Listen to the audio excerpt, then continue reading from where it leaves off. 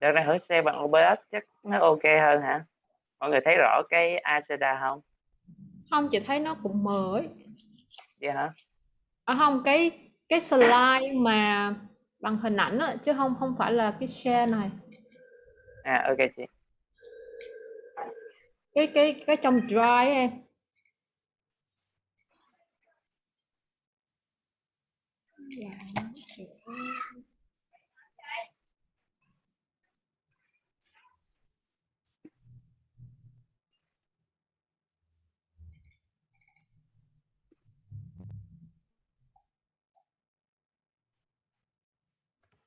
Ủa Chi nó sửa ở đâu ta?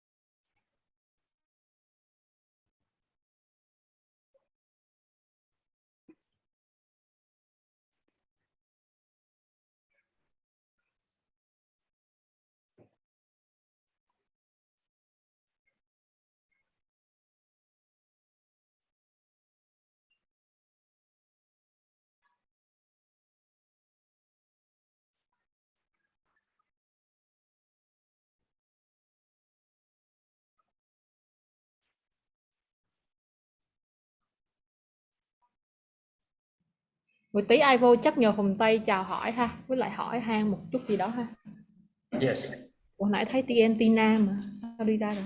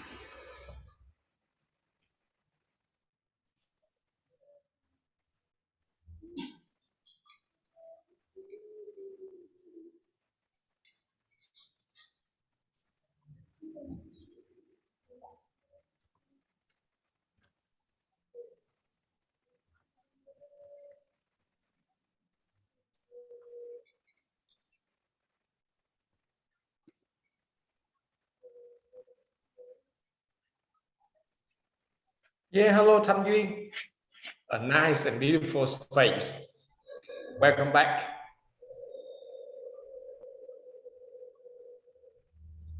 Yes, I can see you in the chat box.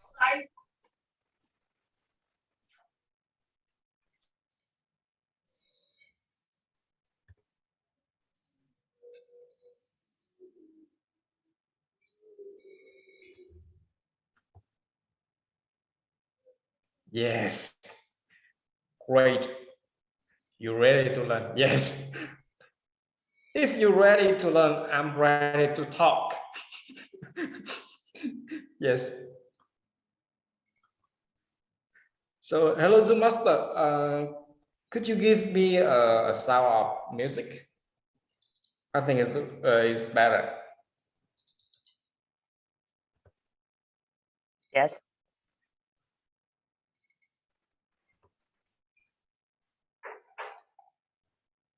Yes, like we go to the ceremony or a wedding. Usually, we listen to music while we waiting.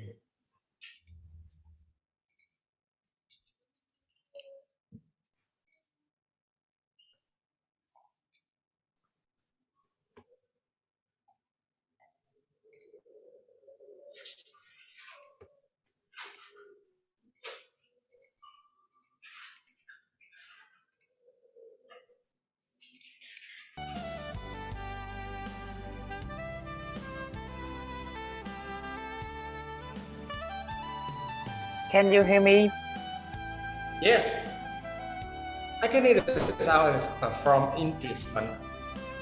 I really remember from Candy Tree.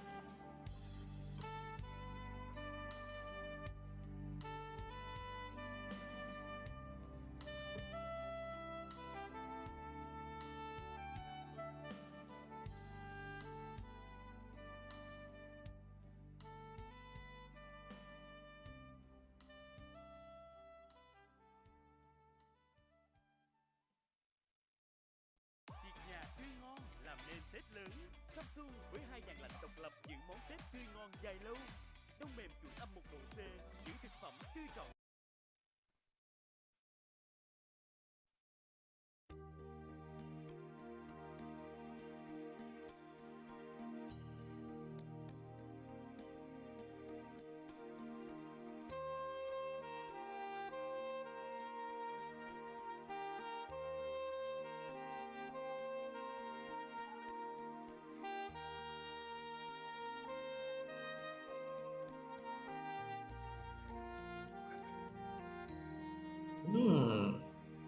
This is great.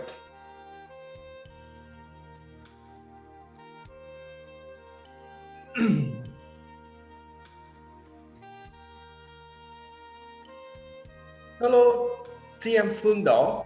Yes. Welcome.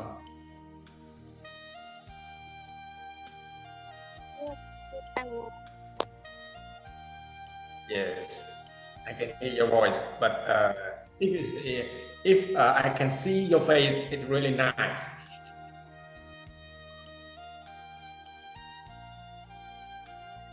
Hello, Kim.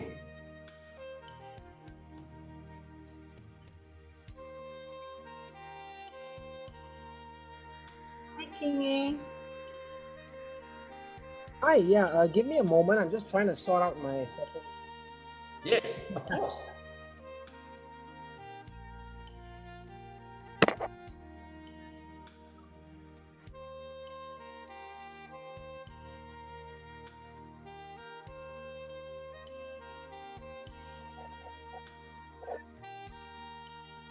King, if you are possible, you can jump into the breakout room with 𝐻𝐿, so he can brief you about the talk show a little bit.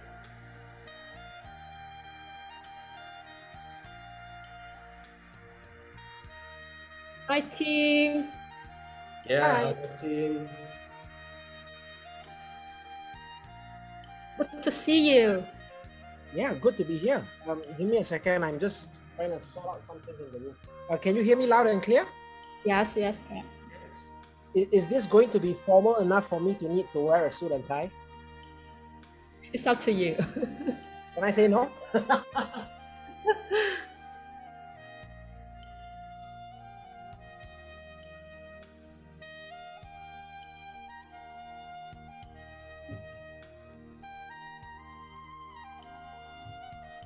Yes, 𝐻𝐿, come back. Hello, welcome back. I'm back. Yeah. Hello, team. How you doing? You're muted. Yes, I know. I'm eating. Okay. Enjoy your dinner. Hello, DTM King. How you doing? I'm good. Hi, everybody. Thanks for having me today. Thank you for joining us today. Yeah. Can't wait to hear your sharing. I hope it works. What time is it at your place? Just 1 hour difference, so it's 8 p.m. now. Oh.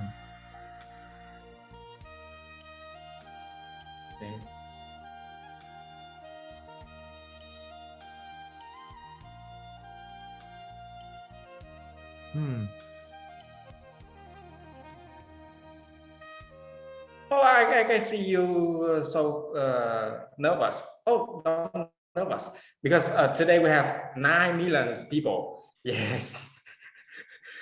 Many people is really busy to prepare for New Year, and now I think they really busy to celebrate New Year.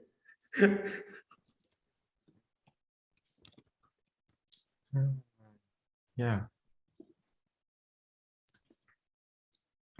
It just happened so soon. Suddenly we come to the new year.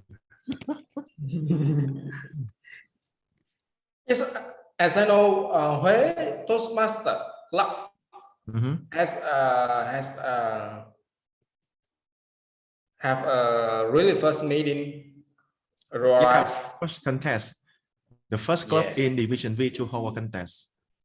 Yeah. Just happened yesterday. And it was successful, I believe. Oops. Oh.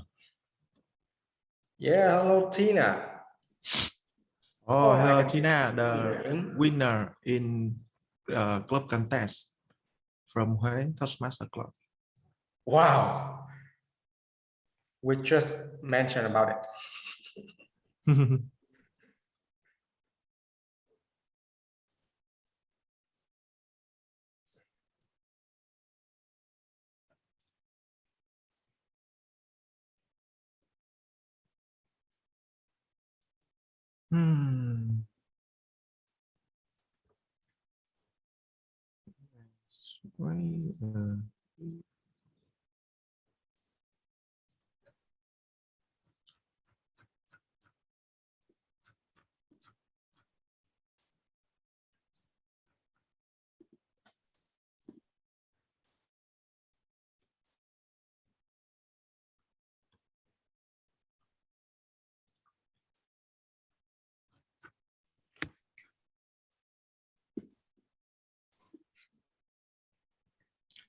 So what did you guys do on the first day of 2022? How about our MC today? Toastmaster Hùng Tây, what did you do on your first day of 2022? Yes, to be honest, I just stay at home, just read some books and think about our plan for next year. Ah, okay. Well, so you plan the whole year already? Yes.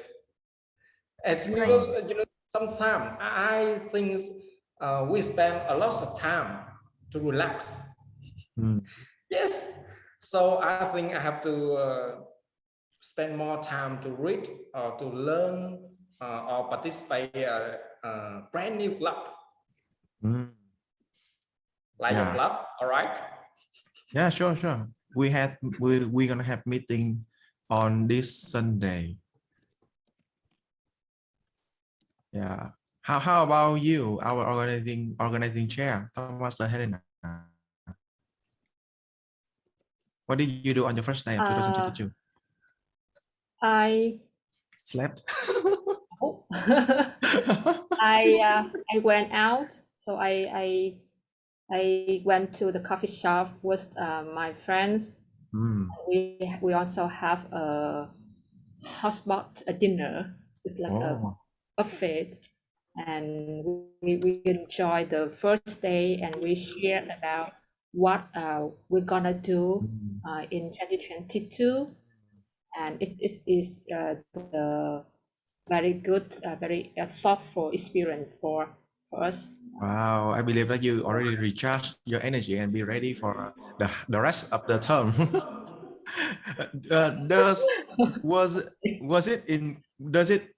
Did it include the nominating yourself to be the Division V director for next term? Is it included? No, not yet.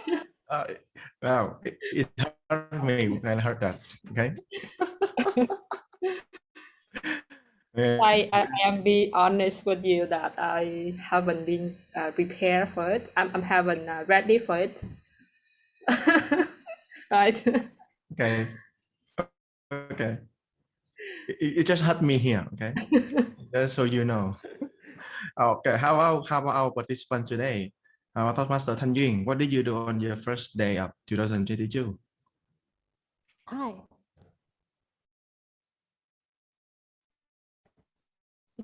Can you hear me clearly? A little bit small. Yeah. Hello. Okay, that's good. Loud enough. Okay.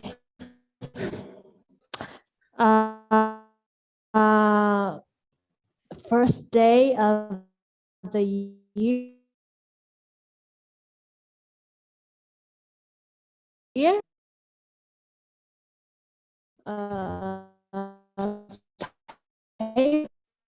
Drawing my next project.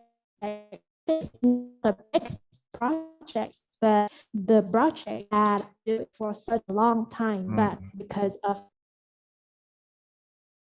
Why you stop? okay.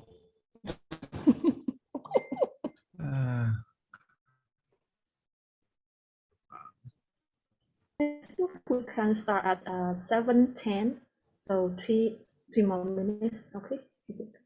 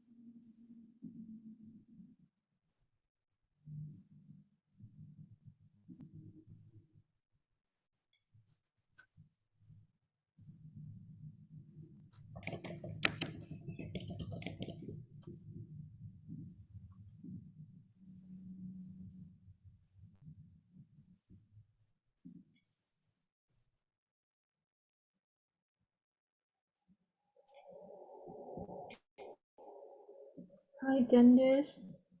Hi Namon. Hi Hiếu Ngân. Hi chị Nhiên. Handsome from ACI. Hi Thảo Ngọc. Thảo Ngọc from Huế, right? With Toastmasters, right? Yes, I can see Toastmaster Mail Mon. Yeah, he just renamed. Yes, from UTC. Yes. Okay, Yes. so right now it's 7:10, so we can start right now. Yeah. Yes. Thank you, organizing chair. I think before we start, it's the first time we come to rule. Yes. Too easy for us to recognize you. Please rename. Kind of, as you can see on Zoom Master Secretary. Yes. If you come from Metro Club, please rename Clyde Toastmaster Helena. Helena Metro TMC. Yes. And the second one, as you know, this year we have many struggles. And I think you really know about Omicron. Yes, COVID-19, all right. But don't worry, COVID-19, Omicron, Alpha, Beta, or Mama, Baba, it can go through internet. So please turn on your camera and smile really beautifully. If you smile, we can see you smile. Yes. You never know. You never know who will fall in love with your smile. If you turn off camera, we can see that.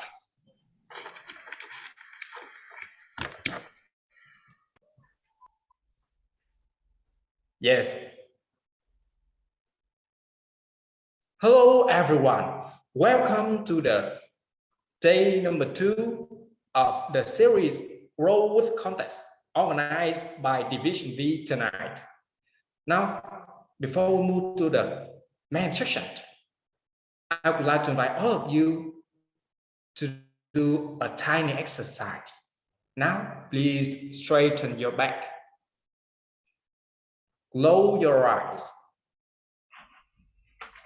You have to make sure that you close your eyes. Hold in, hold out. Hold in, hold out.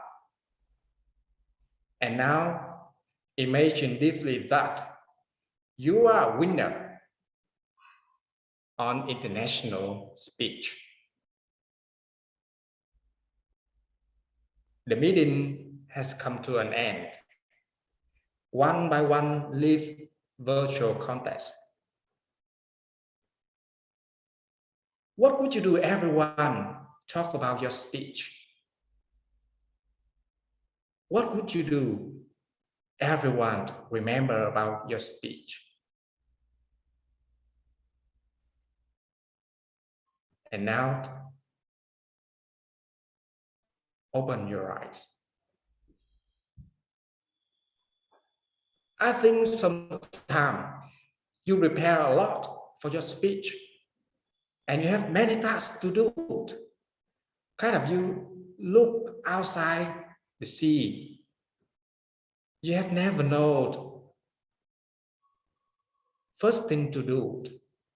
But remember, when you in the sea, you look back, I think you will know what you have to do first, what you have to do to be a winner.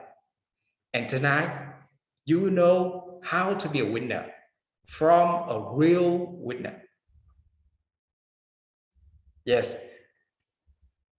I have to say tonight we have two sections. The first one, build your winning speech from 𝐷𝐷𝑚 and the second section, talk show with international champion. Yes. Before we move to the very first section, I want all of you to hear a voice of organizing chair from Toastmaster Helena Nguyen. Everyone, please give a big warm applause and a really smile face to Toastmaster Helena Nguyen. Wow. Good evening, everyone. Fellow Toastmasters and guests. As you know that we had our great time to learn about how to conduct the contest and enjoy the talk show with champions in table topics and evaluation topics last week. And to continue the event titled that the Grow with the Contest series, and I want to help to fulfill your desire to kickstart the contest seasons in Division V in 2021-2022. So today we conduct the second section, including training with DTM King and talk shows with international speech champions. And I honestly that I'm so grateful and delighted when I can have a great chance at a program quality director this term to help all of you here to have a great opportunity to sit together, to learn together right now. So I believe that you want to be the contestants this year. So what can help you to win the contest? What can help you to become a champion? What you can learn, what you can want to gain from the contest. So any question in your mind relating to the contest and champions, I hope today you will get it. And I hope that the event today will be fruitful and insightful for you guys. Okay, so let's start the event today. So are you ready? If you're ready, type in the chat box, yes.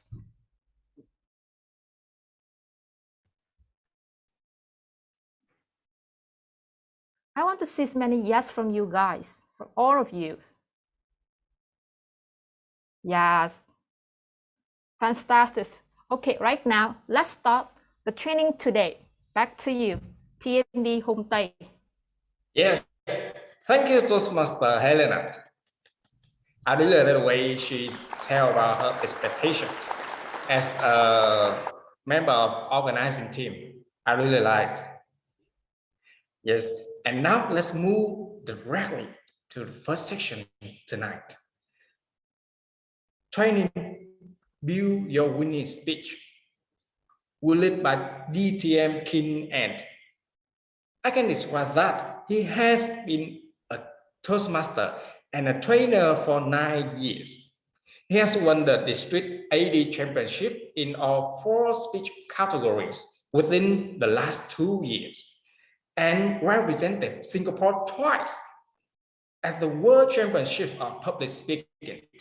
Kings have trained leaders and executives from companies such as Google, AIA, Citibank, Loreal, and FedEx.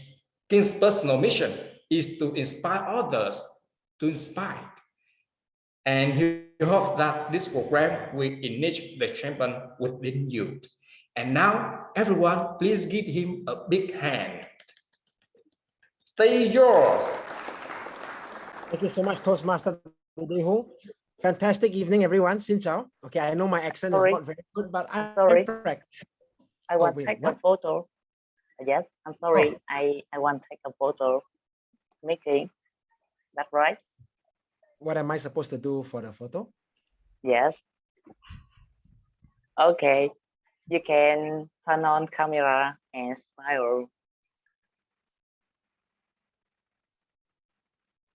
Okay, 1, 2, 3.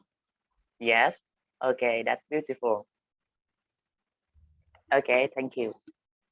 One more, I think one more for freestyle, as the king did before. Okay. 1, 2, 3. Yes. Okay. Okay. Thank you, Hoàng Hữu. All right. So on that note, thank you so much. Fantastic evening, everyone. Now, I recognize that you're all thinking about how to craft that winning speech. However, it seems there might have been a little bit of miscommunication because I thought I was going to present on how to supercharge your growth through contests. So on that note, what this means is I have, well, a couple of slides on crafting. I have another whole presentation on how you can really grow through Toastmasters by taking part in contests. Or if you'd like to, we can actually do a review of my semi-final winning speech at the World Championships of Public Speaking, right? I can do all of these things with you within the hour. Not all, but you have to choose one. Okay, so on that note, I don't know which would be better for all of you. Let me put the choices down again, okay? First one is learn how to supercharge your growth through taking part in contests. That's option 1. Option 2, how to craft a winning speech. Option 3, we'll look at my actual winning speech at the semifinals and see how you can use some of the devices there. So please use the chat 1, 2, or 3, and then we'll work through that. Majority wins. I see 3, I see 2, 2, 2, 2, 2. All right, looks like there's going to be more 2s. I'll wait another 5 seconds. By the way, host of the meeting, if it's okay with you, can I have permission to share? Okay, let's see. Okay, cool. So since that's what everybody wants, that's what everybody will get. Give me a moment, and please pardon the title of the slides because, well, it is what it is. But there we go. Let me share. Okay. There. Can you see it? All right. Thank you for your thumbs up. Okay, in fact, before I begin, maybe it might be useful for me to share a bit about myself. I know some of you might know who I am. Some of you might not know who I am. And, well, that's okay. I'm not anyone special. But what I do want you perhaps to think about is, let me move that. I started out as a little kid like this, right? Okay, I see Helena laughing. She's like, yeah, little kid, all right. Can we just use the chat? How old do you think I am in this picture, right? Just type a number. Or unmute and speak. We have a small room anyway. Okay, I see 10, I see 12. Feel free to unmute and speak. I mean, this is a conversation, right? I don't want to be the only one talking, okay? 15, 13, 14, 12, 10. Okay, well, I saw a couple of 2. Okay, no, that was the option, right? I'm not 2 years old here. All right, so just to check, as it was, I was 15 in this picture, but I was only like maybe 1.4 something meters tall. So basically that's shorter than all of you. And you can imagine being 15, looking at girls, but the girls will never look at me. And every girl I liked, I would gather my courage and I'll say, will you be my girlfriend? And you am? And then they'll say, oh, you're just like a little brother to me. You know, I don't want to ruin this relationship. Yeah, I see some of you laughing. I know that all the ladies laughing. That's what you did to all those guys, right, in the past. Yeah, guys, I mean, we know what that's like. But you imagine what that does to a person's confidence, right? I lost it all. I had no confidence to even look at people in the eye. And when I speak, I would just look at their shoes, their feet, and speak because their feet won't judge me, right? Their feet don't reject me. But of course, things changed, right? In Singapore, we have national service. And I found myself being asked to go to the commandos. Now, I don't know how many of you know what the commandos is. In American English, what I understand about commandos is that means when you go out without underwear, right? So I was at the doctor's office and he said, do you want to be a commando? I'm like, are you a pervert? He said, no, a commando is an elite soldier. Now, I'm a little kid here. I didn't grow very tall. My voice was still squeaky like this. But he asked, do you want to? I said, I'll try. And so he put me in the commandos day in, day out. I don't remember much, except that I was tortured left and right. I was told that I'm crap that maggots eat. I'm the crap that maggots eat that comes out of other maggots, Anyway, bad, right? Whatever confidence I had left was gone. But they had motivational quotes painted on the wall. Things like, tough times don't last. Tough men do. And this one is my favorite. Pain is good. Extreme pain is extremely good. And so somehow day by day in camp, I found myself becoming a commando officer. But it's one thing, right? Being an officer. It's another thing being an officer who doesn't have the courage to stand up, look into people's eyes and speak. And that's where Toastmasters came about. I've been a Toastmaster for 9 years. And I think about 3 years ago, I won my first district championship. And now I've won all 4 different contest categories, right? In my 9 years of Toastmastering. And I've represented Singapore at the finals of the World Championships of Public Speaking. So why I'm sharing this with you is not just about, well, that boy, however, loseristic he might be, could become a district champion. And what that means is all of you can too. If you put in the time, if you put in the effort, I guarantee you there's nothing special about the boy in this picture. It's just a lot of hard work. Okay? The question is, are you ready to try? So what we'll do for this section is I'm going to have perhaps some examples. There's going to be some activities. I'm going to ask for some participation. All right. So I just ask you to try. Whatever happens here stays here. I know in Asia, right, we talk about face. We don't want to embarrass ourselves, right? But if we don't try, we never grow. Okay. So this is the place to fail so that you can sparkle and succeed out there in real life. All right. So let's quickly move on. Okay. Some of the places I've been, some of the things I've done. Okay, let's jump back to the other slide. I'm going to skip this whole portion on confidence because I'm sure all of you are very confident already. Okay, let's go into crafting. Now, I recognize that for many people, crafting speeches work something like this. What should I talk about? I don't know. Anyone, any ideas? Oh, I argued with my wife last night. Okay, I'm going to talk about argument and relationships. Right? Is that how you come up with speech topics? Probably something like that, right? Or maybe you heard a speech on, you watched YouTube or, some other videos like, oh, that's a great speech. I need to write my own version. Well, the challenge then is we think about it. We sort of know how the story goes. We go on stage, we tell the story. Sometimes you win and sometimes we don't, right? Now, I'm going to check here and we're going to take a poll, right? How many of you write every single word of your speech and memorize it? If you do, type 1. If you treat your speech as a table topic, type 2. Let's see, right? Memorize. 1.5. Okay. 1.2. Okay. So sometimes both, right? Depends on how much time you have to prepare. Okay, fair enough. What I did was I don't like preparing and I don't like memorizing. I always feel that what happened to me was when I first joined as a Toastmaster, I didn't know about memorizing speeches. I mean, who memorizes a 7-minute speech? So what I would do is I would think about a topic and then I will go with maybe like 3 main points and a conclusion. And then maybe I'll remember the first sentence and the last sentence, something like that. And I'll do a 7-minute table topic. And guess what? I'll win my club contest. And then 2 things will happen. Number 1, I'm excited because I won.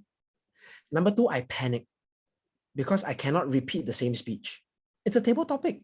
How am I going to do it? And so what will happen is I will win my club, lose at the area. Win my club, lose at the area. And then a good friend of mine, he's also a trainer and a speaker. He joined my club. And after that, I never won the club contest again for 3 years. And the only time I won was when he didn't take part. And so I got very angry. It's like, what is it that he has that I don't? I've been a Toastmaster longer than him. I think I'm a funnier speaker. Why? And so I figured out, you know what? If you want to learn how to win a championship, you have to ask the people who have won the championship, right? You ask them, how did you do it? And so I went to ask my district champion, the previous year's district champion, 𝐈𝐧𝐿, right? And 𝐈𝐧𝐿 also represented Singapore at the finals of the World Championships. So I said, 𝐈𝐧𝐿, can you tell me what's the secret? She says, memorize lah, write your speeches. I'm like, yeah, but if I write it, I can't memorize it. And she says, well, do you want to be a champion or not? That's what champions have to do. And then I got upset. How am I going to do this? And so I decided maybe 𝐈𝐧𝐿 was wrong. I decided to ask a world champion of public speaking. So I paid money for coaching, right, from one of the world champions of public speaking, Ed Tate. I paid him the money for a 6-month coaching program, 5,000 or 6,000 USD. I said, Ed, how do we do this? He says, do you have a script? I said, no. He says, then I'm not going to coach you.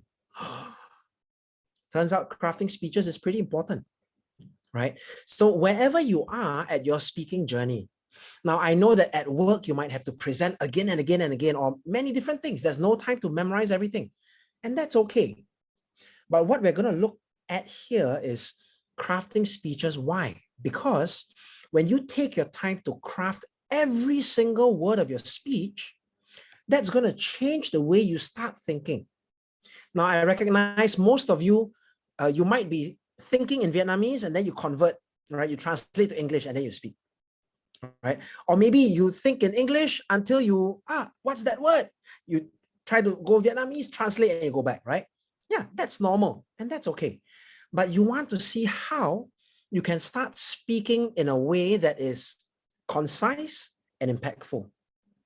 And if you never practice how to do that, you're never going to get that. Make sense?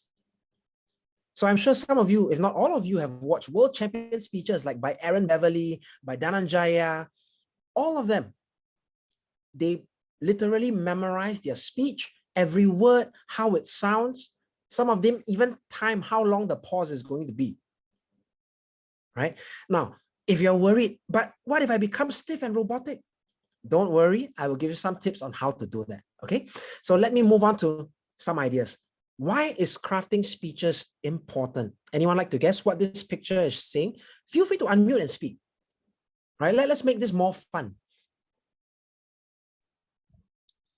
I think it's about clarity. Exactly. It is clarity, because clarity is power. Haven't you heard some speeches where the person is telling a story? Oh, it's exciting, a lot of vocal variety. At the end of the speech, you're like, so what was the point? Right? That's never a good place to leave your audience. Craft for clarity. And the second one, well, okay, this is just a joke, right? Don't let worries kill you. Let the church help. Why would I want the church to help kill me, right? So you can see this sentence alone is ambiguous. It can either be very funny or, very kind. Okay, what about the second reason? Anyone like to guess? This is a movie from maybe 20 over years ago. What's the second reason we should craft our speeches? Impact, right? Impact. Absolutely, yeah, it's impact. Yeah, by the way, Toastmaster Tina, I see what you say. Yeah, that's a great way to start. Create the outline. And yeah, you will panic if you forget the word, but I'll get into that later on, right? How you can kind of deal with it. Okay, so impact. Have you ever thought about how maybe in Toastmasters, sometimes the VPE says, hey, Denise, we need a speaker. Can you speak, please? And you're like, oh, all right. I just need one more speech to complete my path. And you just give the speech. But how often, I'm not saying Denise doesn't, but how often do we think about the impact of our communication, the impact of our words, and the impact of our speeches? Right? So when you craft, what you get to do is you want to think about what's that impact of your speech. After someone hears your speech, what are they going to do? What will they know? How do you want them to feel? And if you haven't thought about how you want people to feel about your speech, you haven't crafted a speech yet. Okay. Notice how some of the world championship speeches, some of them make you laugh and then make you cry and then make you laugh and cry at the same time. Yeah, that's impact. So when we think about joining Toastmasters to be an effective communicator, that's the point, isn't it? It's not just about being clear about what you say. It's about having people feel what you want them to feel while you're saying it. Okay, so with that in mind, let's go into some mistakes and let's see if we make these mistakes. Okay, I know I still do sometimes. Mistake number one. What do you think is mistake number one? A lady is playing a violin to a bunch of cows. What's mistake number one? Anyone? Wrong audience, right? Absolutely. Nguyen, have you seen my presentation before? You seem to know everything. Yeah, so weak topic, wrong audience. Now, if you all do work, okay, let's say you work in a multinational corporation, right? And if you're not in IT, and some of the technical guys try to explain something in IT to you, do you know what they're saying? Half the time, no, right? I know engineers, IT folks, a lot of them are in Toastmasters because they need to learn how to speak human, right? No offense here, right? But I don't understand a lot of IT. So in that sense, you want to think about, as you speak, and particularly for a contest, what kind of topic should you be choosing? What's going to be a relevant topic for your audience in a contest?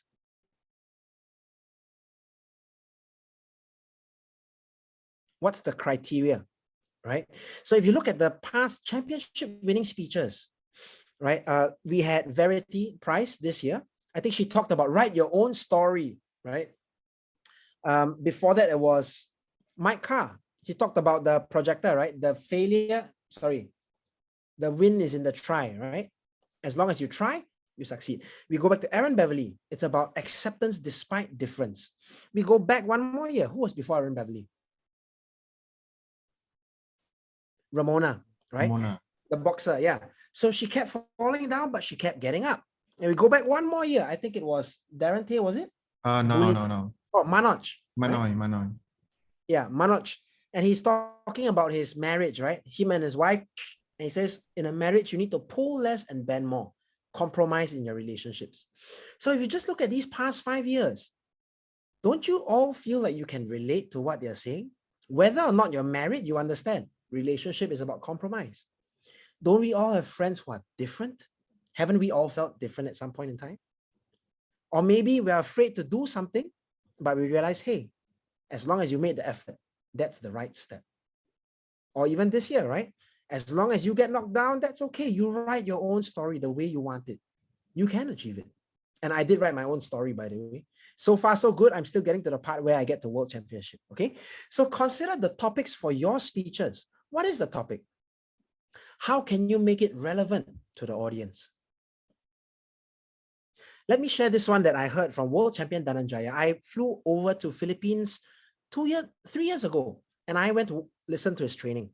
So he talks about how the audience needs to know what your topic is in the first 45 seconds. If they don't, they're going to get lost.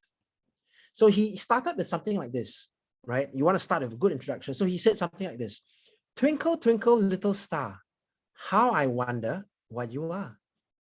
Ladies and gentlemen, have you ever wished you were a star? Or another one, nursery rhymes. I don't know how many English nursery rhymes you all know.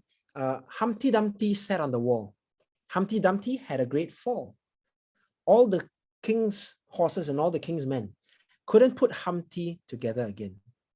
My friends, have you ever had a fall so bad you felt that you couldn't put yourself back together again? Yeah, so we've all experienced failure, haven't we? Or we all have dreams, right? So this is how a topic can be used to broaden and get everyone to relate to what you're saying. Now, I know some of you don't want to be a superstar, but don't you want to be good at something at least? Right? Yeah, so this is the idea here. Make sure your audience can relate to what you're saying. They relate to emotions, right? Now, to give an example, just now I shared my story. I know some of you probably never have been rejected before because you're all so good looking. But for those of you who have been rejected before, could you feel my pain? Maybe just a little bit. So all the girls here never been rejected because they're like, nope, no pain, no rejection at all. Yeah, that's why I said you're all very good looking. Okay, but anyway, the point here is if you can tell a story that the audience can relate to, that's half the battle because they will start to feel with you. Let's move to Mistake number 2. Ever felt like this? What do you think mistake number 2 is? We explain in a very complicated way. That's definitely a mistake to think about, but not the one that I have here. Too much ideas. Yeah, too many ideas. Right? Yeah, not sure if too many ideas or too lazy to pick one. So I know the challenge here is when we think about a story to tell, because we know that stories will win contests, right? The challenge is real life is not so simple. Real life often involves 5 different people and many things happening all at the same time. And by the time you end your speech, you're like, so I learned that I shouldn't trust everybody, and I should keep my good friends close to me, and mom is always best, and I can do it if I try hard, as long as I never give up, and I must be hardworking, and I have to persevere and join Toastmasters. Can you remember all of that? Right? So it's too many ideas here. So one of the exercises I had to do, right, with my coach, when I was being coached by the world champions, they made me fill up an evaluation form. Right, an evaluation form. And in the evaluation form, I had about 7 questions. And one of the questions there was, what is the main message of the speech? And after every time I practice the speech, I'll get everyone to fill in what the main message is. If they get it, then I know my speech is good. If it's all different, it means I have a lot of work to do. Why? Because you want to be able to focus on that one idea. Remember impact? If different people are getting different ideas about what it is, that's not very impactful, isn't it? So try to pick one main takeaway, focus. You can repeat it, you can say it in different ways, but make sure everything that develops points to the one main takeaway. Can I just check how many Toastmasters here have been Toastmasters for more than 5 years? Any hands? I only see Toastmaster Hugh. Toastmaster Hugh, do you remember? I see something in you. Definitely in 2013. Yeah, but you don't know what it is, right? Yeah, so I don't know what it is. So that's that one takeaway, right? And it's been 8 years, or well, 7 years. Everyone still remembers it because it was so strong. The idea that there's something in each of us. Maybe we just don't know what it is. One main takeaway makes a strong speech. Okay? Yeah, he's my favorite speaker. Okay. Let's move on to mistake number 3.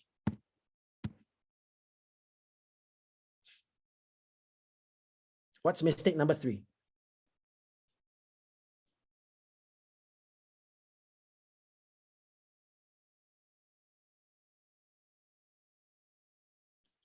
Please do unmute. I can't hear anybody. I see the mouths moving, but I don't hear any sound.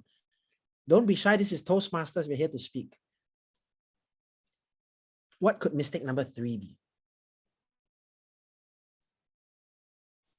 I have no idea. Take a group photo.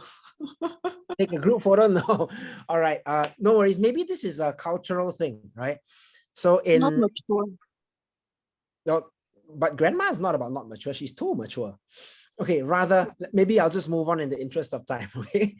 So mistake number 3, telling a grandmother's story. Now, I'm sure all of you have perhaps very sharp and concise grandmothers, right? Maybe your grandmothers don't talk a lot. They just say, oh, you're here, eat, drink, sleep. You okay? Okay. I know there are grandmothers like that. But perhaps in the Western world and in Singapore, when you tell a long story that goes on and on and on and on and on and on with a lot of unnecessary details, yeah, that's what we call the grandmother story. Okay. So just like what we said earlier, sometimes that story has many people, many elements. In my semi-final speech, well, okay, in my previous year, my 2020 semi-final speech, it was called Stop, Look, Listen, right? There were actually maybe 6 or 7 characters in there. But after doing a lot of rehearsals, people started getting confused about who all the characters were. All the additional things that didn't work on the message, I had to cut it out. And eventually I merged some of the characters, and in the end, there was only 4 characters. Just my mom, my ex, my girlfriend, and well, me. Right? So just 4 characters, more than enough. Cut everything else that you don't need. Now, some of you might say, but isn't it important, to tell the truth? I like perhaps all of you can think about it in this way. When we tell a story, and when it's a true story, that's when we feel the emotions, right? The emotional truth is what you need your audience to get. So what that means is, if you might have to change the real truth a little bit for the audience to understand the emotional truth in a speech, I think that's okay. Maybe not in a police statement, right? But for a speech, yes. Do you think Dhananjaya really said, really had some strange person in a strange club, like looks like a teddy bear, said, I see something in you, but I don't know what it is, right? Couldn't be. He probably said something different, but in that same effect. So think about what the emotional truth is. Get straight to the point, all right? Focus on that message. If it doesn't support the message, cut it out.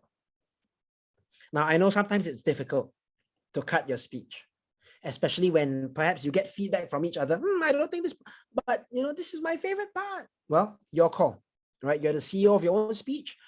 You decide how you want it to be. You want it to be good, you cut what needs to be cut, particularly in the introduction. I know a lot of people start their speeches, perhaps introducing maybe a scene, right? Oh, it was a beautiful sunny day. I could feel the wind blowing on my skin. The sun was so bright and shiny. I felt free. And as I bounced onto the street, I could hear the birds and the bees singing. And then, but all of that is not going to be related to the speech. So unless there's a reason for the day being really, really, really, really good, cut it. So how could you use that? Maybe it was such a beautiful day. I went under the tree. I looked at the bird singing, and the bird, and I started singing, la la la la. And as I opened my mouth, something from that bird landed in my mouth. Now that's funny, because what a happy, happy day, and then bam, right? There's contrast. So there's a purpose for that. If not, don't introduce it, right? Jump straight into the action, okay? Okay, so far so good. Are we good with the mistakes? Any questions so far? Right, let's just keep this interactive, because I know that's how we learn best, right? Anyone, any questions? Feel free to just unmute and ask. If not, I'll move on to the next part. Sorry, I have a question. Great. About a mistake number one. From audience. Have you ever tried to figure out what kind of audience before you wrapping your content? Okay, yes and no. Okay, why I say it is this. Now, imagine if you were perhaps giving, imagine that you've been invited, maybe by a family member, to speak to a classroom full of 5-year-olds, right? Talking about your job and what you do. Now, if are you a technical person, Nguyen? Sorry, what? Don't mind me asking, what do you do at work? I'm a marketing executive. Okay, so as a marketing executive, imagine you go to a classroom of 5-year-olds and they ask you, what do you do? I'm a marketing executive. We look at the SWOT analysis, and we do, comparative analysis between 5 different companies, and they're not going to get it, right? Yes. Yeah, but if you talk about what I do is make boring things interesting. For example, look, this is just a piece of cloth, but if I fold it here, fold it there, and I add 2 eyeballs, now this is a talking puppet. That's what I do at work for all the different products in the world. Now that's making the topic relevant to your audience, isn't it? Yes. Yeah. So when we think about speaking, whether it's a contest or otherwise, we want to be as relevant as we can to most people. Now, perhaps you might feel it this way. I recognize that many movies are made for male audiences, right? Guy audiences. It's always very guy-centric. It's always the guy is the hero. And I know there are some audiences who don't like it when they see, oh, it's a girl movie talking about girly things and the girl's the hero. All the girls love it. All the guys are like Bridget Jones' Diary, right? Or Eat, Pray, Love. I mean, I know guys were like, what's that? So when we think about the audience, can we then think about a speech where we can get everyone to relate? Is there something common among all of us in this room? Now, obviously your own experience is not going to be the same as everyone else, right? Maybe most of you here have not been to the military. Most of you here have not suffered torture besides exams, right? I'm guessing. So how can I relate that to you? Right? Maybe it's about saying, have you ever felt you're not good enough? Or have you ever felt like giving up? Yeah. So now my story may be about the army, but feeling like giving up, everybody's felt that before, haven't we? Yes. So this is how you look at relating, right? You ask certain big rhetorical questions that everyone has to say yes to. Have you ever loved someone before? We all have, right? I mean, whether it's parents or romantic partner or whatever. So this is what relating is. If the topic cannot be related to anything, it's not a contest speech. Okay? Like you're going to talk about why Vietnam needs nuclear power. Well, maybe it will win in Vietnam. It might not win in a worldwide audience, right? Because we can't relate to that. Okay? I hope that answers the question. Yes. Thank you so much. Anyone, any other questions? No? Okay, then let's move on. Please, at any time, feel free to interrupt me, right? I know I'm speaking quickly because I actually have a lot of information, but anyway, let's go for this, right? When you're thinking about crafting a speech, then, where do you get your ideas if it's not just the things that happen? Earlier, we talked about the speech has to be something that relates, isn't it? So when we think about things that relate, but you need ideas to fill it in. So what I normally start with is I start with the message. Now, some people start with a story, they tell the story, try to find a message at the end. That works. But once you do that, you need to come back and start with the message. What's the message of the speech? From there, you can start to look at ideas from different places, right? The 5 Ps is a really good tool, because if using each P, you can come up with one topic. By the, well, 3 topics. By the time you finish using the 5 Ps, you have 15 speech topics, and you can combine some of them. Let me give you an example. Anyone can guess what P this is?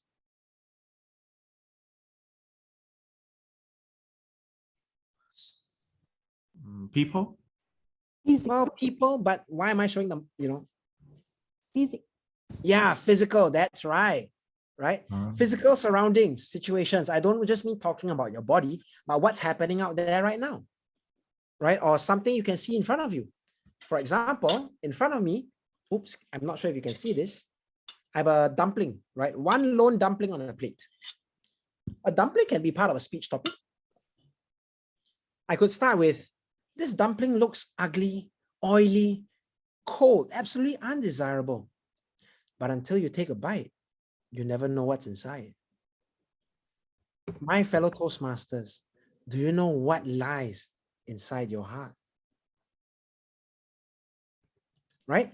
So I just use the dumpling, something that I can see in front of me, and now that can be part of my speech. What about all of you? Is there something in your room in front of you that you can use for your speech? Right? Why don't we use the chat? What's something you can see in your room right now? Right? I have a necktie. I have a rubber chicken. What's something that you can see in your room right now? These are all things you can make speeches with. Okay. If you don't want to type it out, that's okay. You see what's in your room. Okay. I see a Toastmaster here, using contact lens solution. Yeah. So, sorry, eye drops, right? Yeah. You might even use that as part of your speech. Right? Have you ever had dried eyes? And then maybe link dried eyes to something. I was dried out like a pair of eyes. But when this lady came into my life, she was my eye drops. She moistened me, gave me life, and made me whole again. Made me feel like crying too. Yeah, okay, you can play with that, right? Next P. Your profession. What do you do? If what you do is boring, that's okay. That can still be part of your speech. It might be something like, ladies and gentlemen, have you been doing the same thing again and again and again and again and again and again and again, and one day you just decided, I want out? Well, that's me, but I'm afraid. Have you been afraid to let go of the safe life or comfortable life? Something like that, right? That could be part of it. Or maybe you've got friends at work. I'm sure all of you have friends, and some of them I'm sure are very interesting people, right? As long as you change the names or you ask them for permission, you can use them. I've used my neighbor, I've used my girlfriend, my fiance, my ex-girlfriend. I've used a lot of people in my speeches. Sometimes they say yes, sometimes I don't talk to them anymore. Well, you know, yeah, then I change the name so that I can deny it was ever then, right? Profession. There's many things that we do, that there are stories in there, right? Haven't we all got into disappointment? Things perhaps we hate our boss, unreasonable clients, you know, backstabbing colleagues. All of these could be part of your speech too. Okay, let's move on to the third P. Facebook. Like. Pleasure. What do you like? What do you enjoy? What are some things you like to do? Or you love it when? For example, I have a friend. He likes it when people fall down, like they trip and fall. He just loves it. I don't know why he likes laughing at people falling down, but he does. That could be a topic for him, right? I mean, I don't know what kind of speech that would be, but I would say I like it when I see someone helping people stand up. That I like, right? What are some things that you like? Maybe it's durian, chicken rice, a hot bowl of steaming pho. Oh, I love pho. Yeah. So what do you like? Followed by the next P, pain. What hurts? If you want a speech that's going to win a contest, make sure that the hurt is something people can feel. Now, I don't mean something like, do you know what it's like to have your arm chopped off? No, right? Because most of us don't know.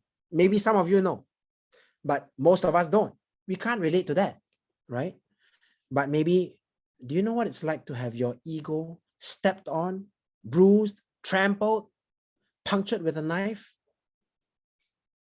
thrown into a fire, torn into bits, whatever, right? So see if you can relate the pain, because we've all felt some pain before. And then last bit, your purpose or philosophy. Typically, in your speech, you may use any of the P's to find ideas or objects to help you talk about the speech, but your message typically comes from a purpose or a philosophy-driven one. What do I mean by purpose? For example, some people say YOLO, right? You only live once. That's a philosophy. So do everything you can do because you only live once. Or never do anything dangerous because you only die once, right? Whatever your philosophy might be, what's the philosophy? Is there something in your heart you feel like you want the world to know? Earlier this year, when I crafted my final speech, the best burger ever, it started with a message that with COVID happening, in Singapore especially, there's a lot of people who believe in vaccines and a lot of people who don't believe in vaccines. And there's just a lot of argument, right? And I know in the US, same thing, a lot of pro-vaccine, anti-vaccine, or whatever it is. And we find that the world is becoming very divided. And so I crafted that speech, best burger ever, because I wanted to tell people, hey, you know what? We may believe different things, but the future is ours. We need to build our future together.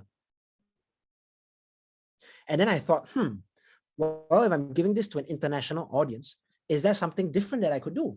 That's where I came out of using a hamburger, because everyone knows what a hamburger is. So I said, we have to build this burger together, right? So it started there, something like that. So this is how you start pulling ideas and piecing bits into your speech to make it work, okay? But the message must be clear. Okay, so far so good? Any questions on this part? How to use your P's or how to craft your message? Anyone? I had a question for number 2. Yes. When you talk about the profession and you analyze that, it means anything in your room, it just be the topic. For example, the hamburger or the medicine or something. Yeah. And we try to react our story related to that thing. what you mean? What that? Okay, so the idea here behind this slide is that when we think about stories and speeches, right? Sometimes if you just tell it straight like it is, it's good. There's some impact, but it's not exactly special. Like it could be missing something, you know? Like, let me give you an example. How many speeches have you heard that has the message, never give up?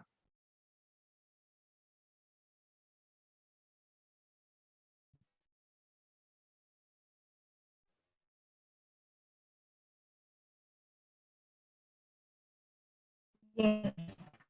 Edison, but what is perhaps you think about, you're looking at the wall, right?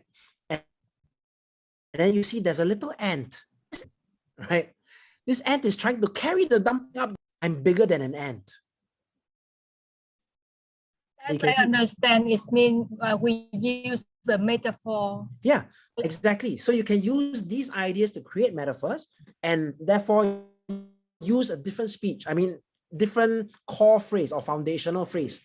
That's what they say, right? I hope this gives you ideas on how you can color your speech a little bit. Okay. Yeah, thank you. Yeah, sure. Anyone, any other questions? No? Okay, then I'll move. Last bits, I know we're a little short on time. Okay, structures, I'm sure you know all this. This is quite simple, right?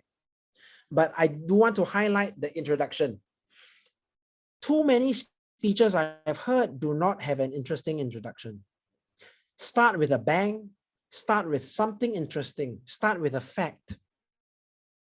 Maybe something like this.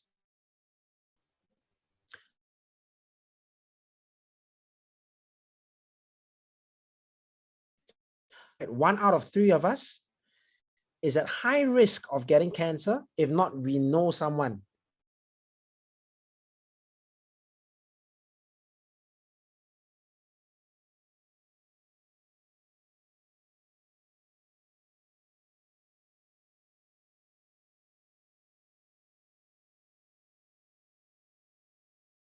My mom actually did die of cancer, by the way. So it's something that we can all relate to, but this is what a hook is, right? If you want to get your audience to feel something, you can start with action noise, although that's more like a primary school or drama presentation, right? So think about how you want to grab the audience into your world, right? Body, yeah, okay, 3 main points. If it's a story, you don't need 3 main points. Conclusion, summary, and call to action. You don't always need a summary in a story, but what you should do is make sure that you reiterate the main point. The takeaway must be clear. I have to say this again. The takeaway must be clear. I've heard too many speeches where they finish the story and finally, I won the championship. Thank you. And what? There's no lesson, right? Tell the call to action is, or what's the main idea. So what if you won? The story ends there, your speech doesn't. I've also heard somewhere, so ladies and gentlemen, you must do this, this, and this. And ladies and gentlemen, we must do that, that, and that. And ladies and gentlemen, when you have this, that. No, please, end, right?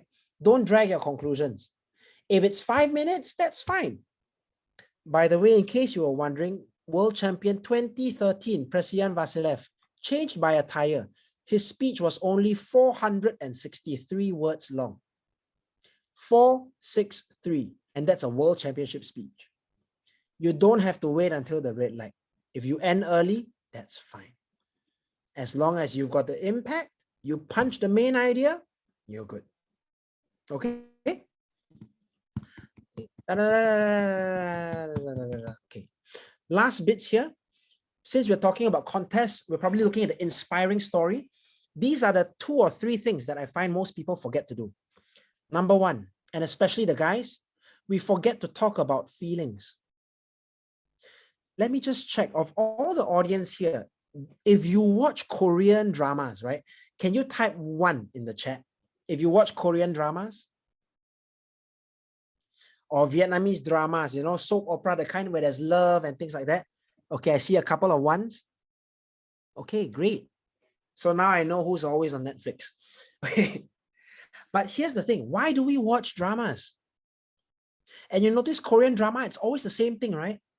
The girl may be, some court lady, and then there's the handsome prince and he's, very rough.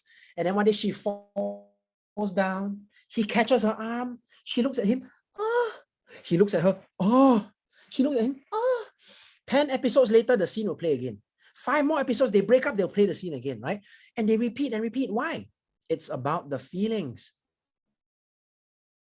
So don't tell us your story based on, oh, so he did this, and then she did that, and then I did this, and then he did that, and then I did this, and then I won this, and here I am. So my friends, we need to do this. No emotions, no feelings, no inspiration. Okay? Talk about the thoughts and feelings. How did you feel? What did you want to do? And even better than talking about the feelings, show it. All right? To give you an example, I think it was Verity Price did this, right? When she met the friend at the counter, it's like, oh, you got married and a new job and you bought a house. Oh, me? I'm fine. Don't you hate that kind of friend? Right? She didn't say anything about herself, but through her face, you know exactly how she's feeling. Okay? So this is the thoughts and feelings part that I cannot. If you take one thing away from this speech, thoughts and feelings, right? This presentation, it's all about the thoughts and feelings. Think about how you can let your audience feel it together with you, okay? Okay, let me end with the third S. Okay, these are some structures. We don't have time for that. Make sure you simplify. Now, I know that for most of you, I'm guessing that when you craft your speech, you write your speech down and then you try and memorize and then you try in front of the mirror or you record and play back, right? Number one, don't do that. Why? Because how you speak is different from how you write. How you speak is different from how you write.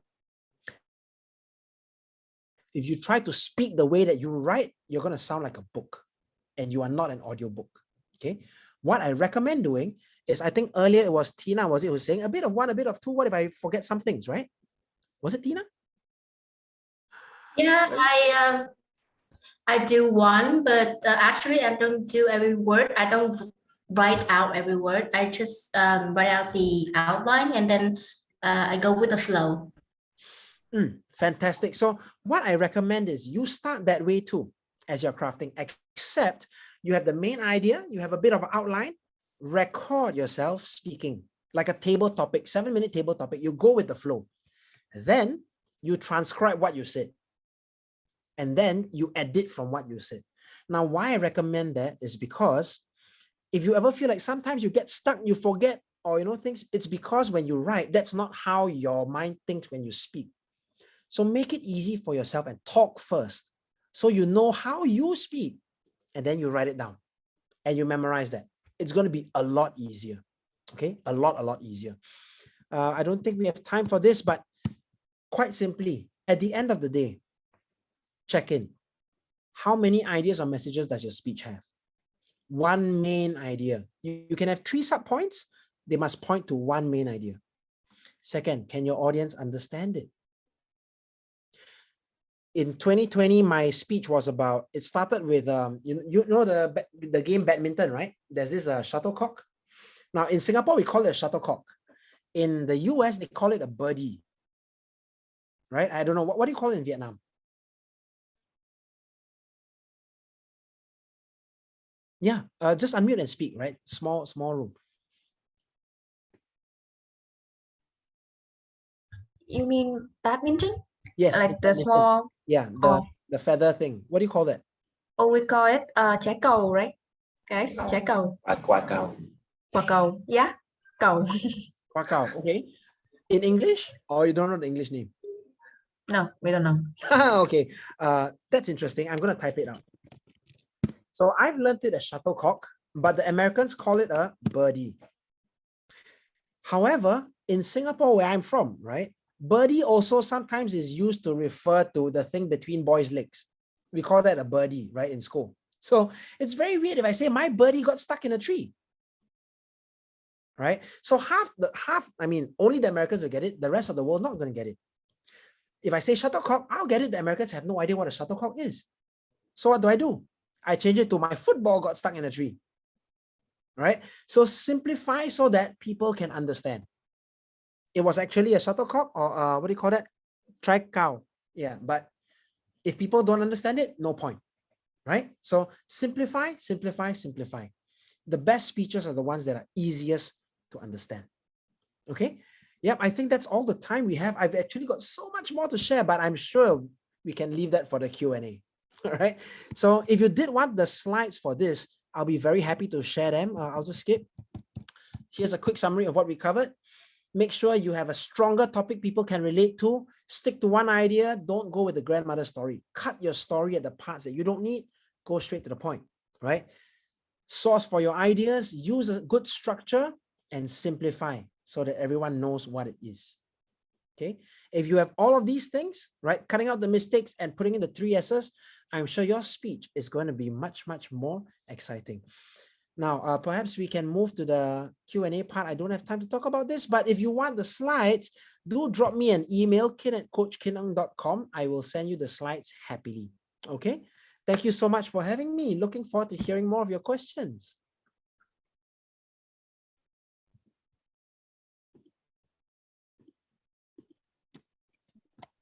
Yes, thank you, DJ Kin. And yes, awesome. I can tell. Thank you very much for your sharing. And I impressed by his way to show us popular mistake number 1, number 2, number 3, and the way you can choose to get rid of that mistake is awesome. That's me. So how about you? If there is a thing you like most from speaker tonight, what could you say? Please leave your comment on the chat box.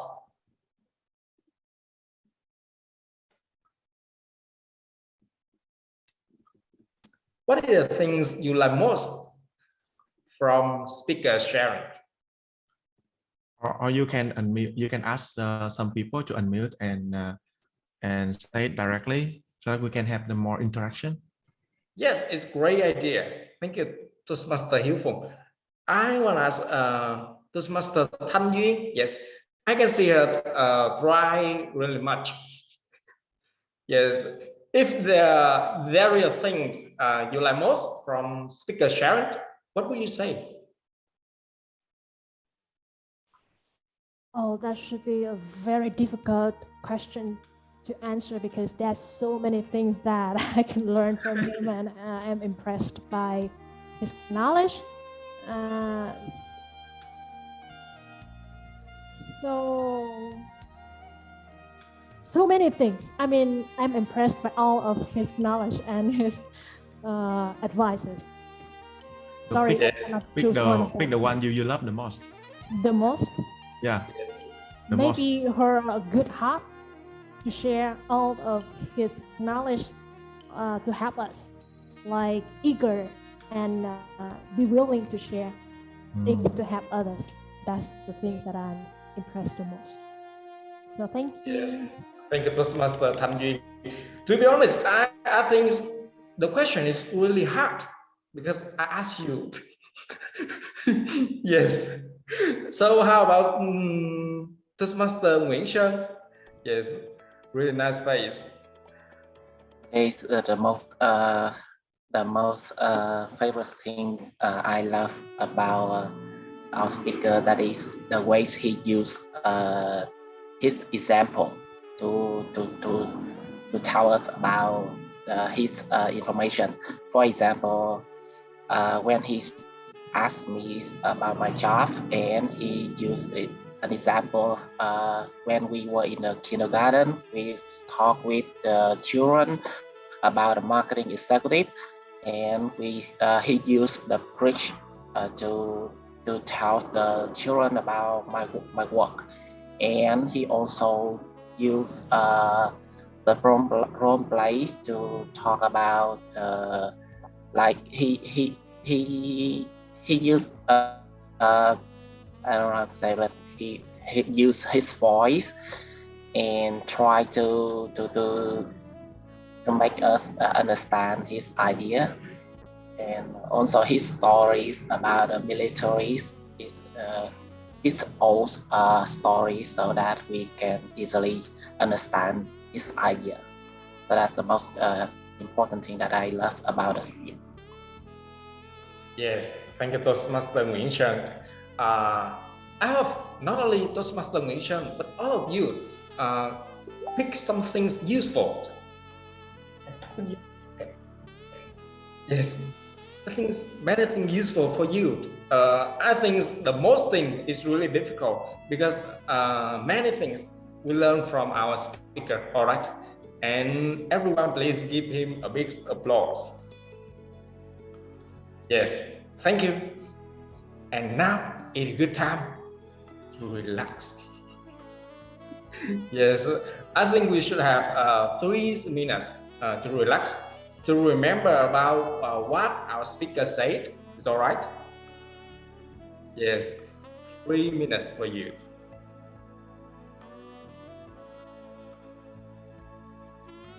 Yeah, this music is so relaxing. Yeah, I'm falling asleep. So relaxing.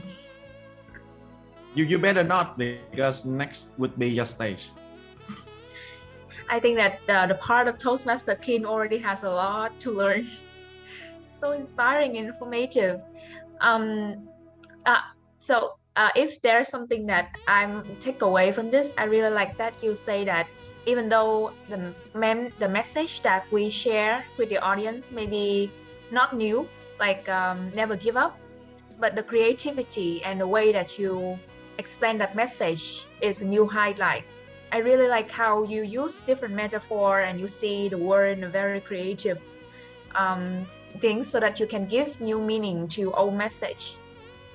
Yeah, and I think that this is something that we really look forward to all of the speeches, the creativity and the new things.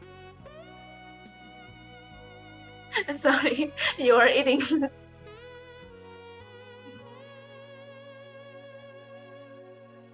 All good, all good. By the way, if I could share a little bit more, I mean, since we're just relaxing, right? Is that okay if I share my screen for a short while? Yeah. Sure. So pardon the music. Seems like we can't do 2 things at once. Oh, it's still sharing. Oh, now it stopped. Okay. Can you see this? Oh, sorry. Can you see this? The power of choice? Yes. Yes. Yeah. So this is what it says, right? Imagine you were creating the project of a lifetime. You spend more than 2 years on this project. You put your hard work, tears, and sweat into it and finally finished. Would you feel relieved? That is precisely what I felt when I concluded my divorce in 2009. So this was a club-winning speech. But my question to all of you is, when I concluded my divorce, I thought it was a project of the lifetime. So if marriage is the project of a lifetime, you put everything into it and then it's finished, why would you feel relieved? So how do you feel after reading this? How is the speaker feeling? It's a bit sarcastic. It's hard to say, right? So is it relief? Is it sadness? Because what was the project of a lifetime? If the speaker is saying here, the project finished and you feel relieved, concluded, so the project is divorce, isn't it? But if the project is a divorce, why is that a project of a lifetime? Yeah, there's something kind of bit illogical here, because something you finish should be something that you are proud of. Yeah, and then later, you know what, divorce proceeding full of tears and heartache. So it's like, so are we supposed to be sad for you, happy for you? Like what are we supposed to feel? So this is what I mean by crafting for clarity, right? It's hard to see what's clear here because we don't know what we're supposed to feel. So if this were worded differently, right? Imagine you've been crying, you've been working hard, and life just sucks. And it has sucked for 3 long years. One day, a fairy godmother comes and waves your troubles away. And for the first time in 3 years, you could smile. That's precisely what I felt when I concluded my divorce. I could smile again. Now it's a lot clearer that we know how you feel about this, right? So you want to think about the feelings and being clear. Another way, right? Another area. So the speaker wrote, I chose to mark this day by getting a Cleopatra body treatment in a spa near my house. But anyone here knows what a Cleopatra body treatment is? No. So to make it clearer, you could say, I chose to mark this day by getting a spa treatment. Now, everyone knows what a spa treatment is, right? Yeah, spa treatment, the Cleopatra package. Now we understand. If you put the Cleopatra body treatment, wait, did you say Cleopatra? What's that? So see if you can say it in a way that allows people to understand what you're saying first, right? This is what crafting will let you do. For the speaker, this is how she spoke, right? But if she speaks this way, for most of us, if we don't hear clearly, we don't know what's happening. So craft so that you can see this. And the next thing you want to do is, this is going to be hard to memorize, right? Is that I was told that I would get a milk bath as my first treatment. I saw a wooden bathtub, delicious milk waiting. The tub sat here, some of the wood was broken. My therapist told me, this is just relating what happened. Why not say, in the spa, I was going to get my milk bath treatment. I saw the Japanese wooden bathtub, creamy, delicious milk. I got excited, or something, like tell it as if you are there. Don't tell us what you saw. Describe it as if you are really there. What does it feel like? Can you imagine being in a spa? Right? How would you rewrite that? So you want to think about in your speech, how would you rewrite that? Maybe entering the spa. It was all made of wood, so classy. And I saw the bathtub. I could smell the warm milk, and I could see that, ooh, I could imagine putting that on my skin, and I would come out feeling soft and beautiful, like a beauty queen. Something like that, even that's more exciting than just saying, oh, I saw this, I saw that, there was wood, there was that, right? So think about how you can let your audience imagine what you're seeing and feeling. If you can do that, your speech is going to be, wow. Okay. Sorry, I just thought to share that because this was a good example of how you can pick out little things in your crafting to make your speech a lot sharper. Yeah, okay, I'm sure the break is over. I'm sorry I talked too much. I'm just so excited. Yes. Yeah. Thank you. He just give us a bonus. It's great. And I have to say, you are a great learner from your attitude. Learn from everywhere, every time. Yes. And I think it's a good time we move to the next session. You will hear from champions, real champion in international speeches, our Toastmaster. And in this session, I have to step back, and I'll really hope, really funny, energetic. Please give a big hand to welcome our host, Division V Director, Toastmaster 𝐿𝐴.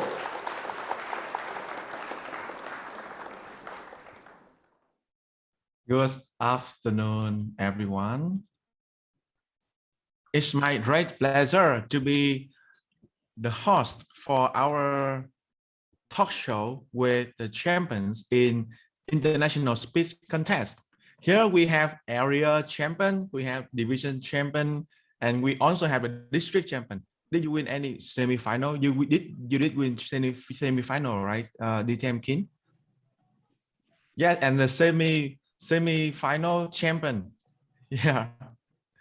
Thank you a lot. And first, I would love to invite to the stage.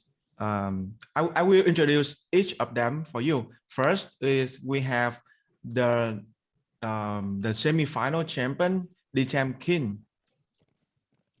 Please give him a big round of applause.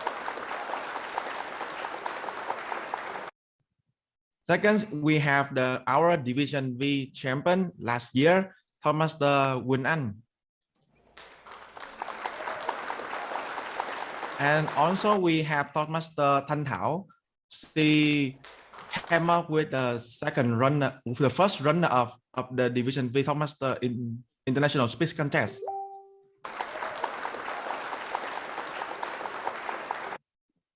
And it's my great pleasure to have them on join our talk show today to share with you the many precious experiences from their participating in contest. So I think we need to warm up a little bit with a very simple question, right? As you know, we have just stepped into a new year, 2022. And it just happened so suddenly. So I would love to ask you, what did you do on the first day of 2022? Maybe we start with 𝐷𝐵𝐾. What did you do on the first day? I sat at home and watched TV. Loved it. Netflix and chill? Slept a lot. And you what? And you what? You intended to say something more, right? I slept. You slept. Yes, Toastmaster Helena did that as well. Okay, how about you, Toastmaster Quỳnh Anh? What did you do on the first day of 2022? You muted. Yeah. The first moment of 2022, I watched the countdown on YouTube, and then I have a very long message of wishing everyone blessing, and I duplicated and sent it to 10 different groups on Messenger and Zalo and Viber, and then I go to sleep. Wow. Wow, that's right. That we call industrial. Very good. Thank you, Toastmaster Quỳnh Anh. I remember someone did that as well. Is that Toastmaster Helena? Yeah, I believe she did that as well. And how about you, Toastmaster Thảo? I'm sad because you said Toastmaster Quỳnh Anh, you sent it to 1,000 people, but me, I don't receive it from you. Yeah, I didn't receive as well. No, there's a group with you too. See it again. Oh, wait until Lunar New Year. Okay. Okay. Again.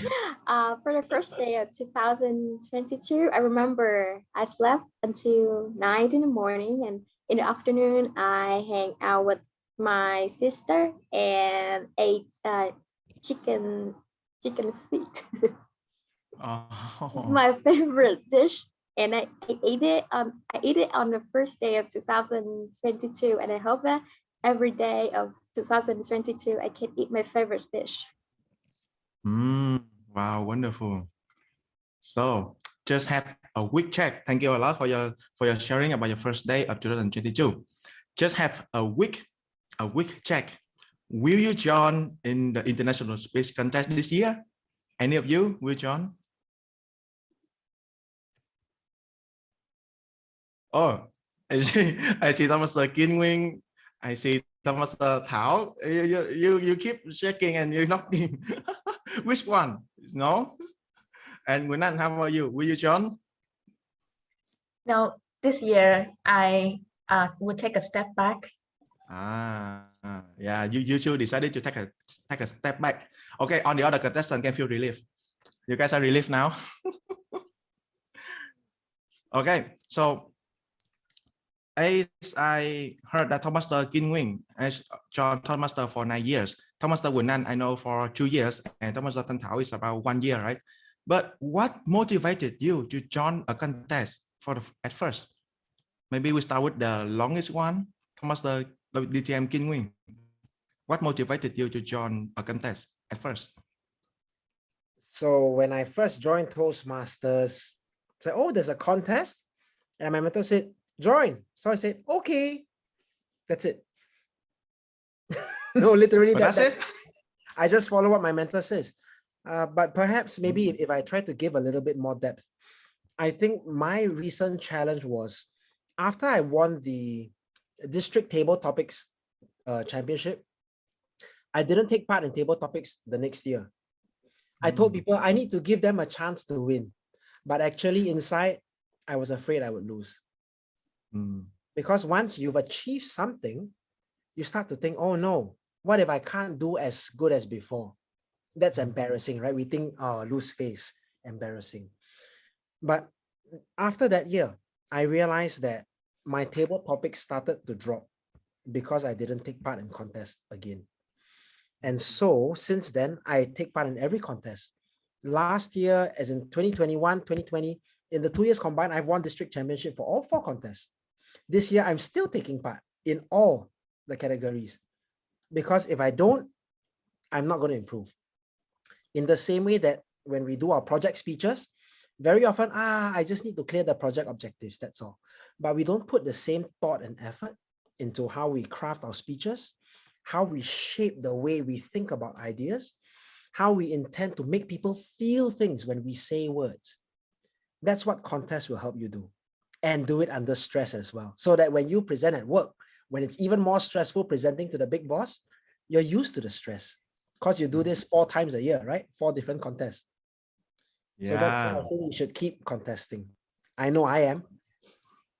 Wow, thank you a lot, Toastmaster Kin-Nguyen. I can see a very great purpose of joining the contest. So to have a clear purpose and put you under the stress so that you can keep improving yourself.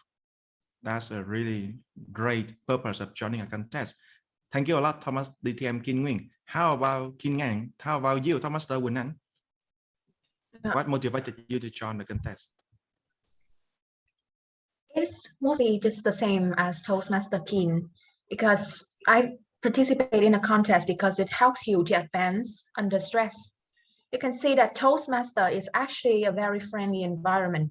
You go to meetings and then you give a speech, and mostly people, even though they don't understand, they would still give you claps, handshake.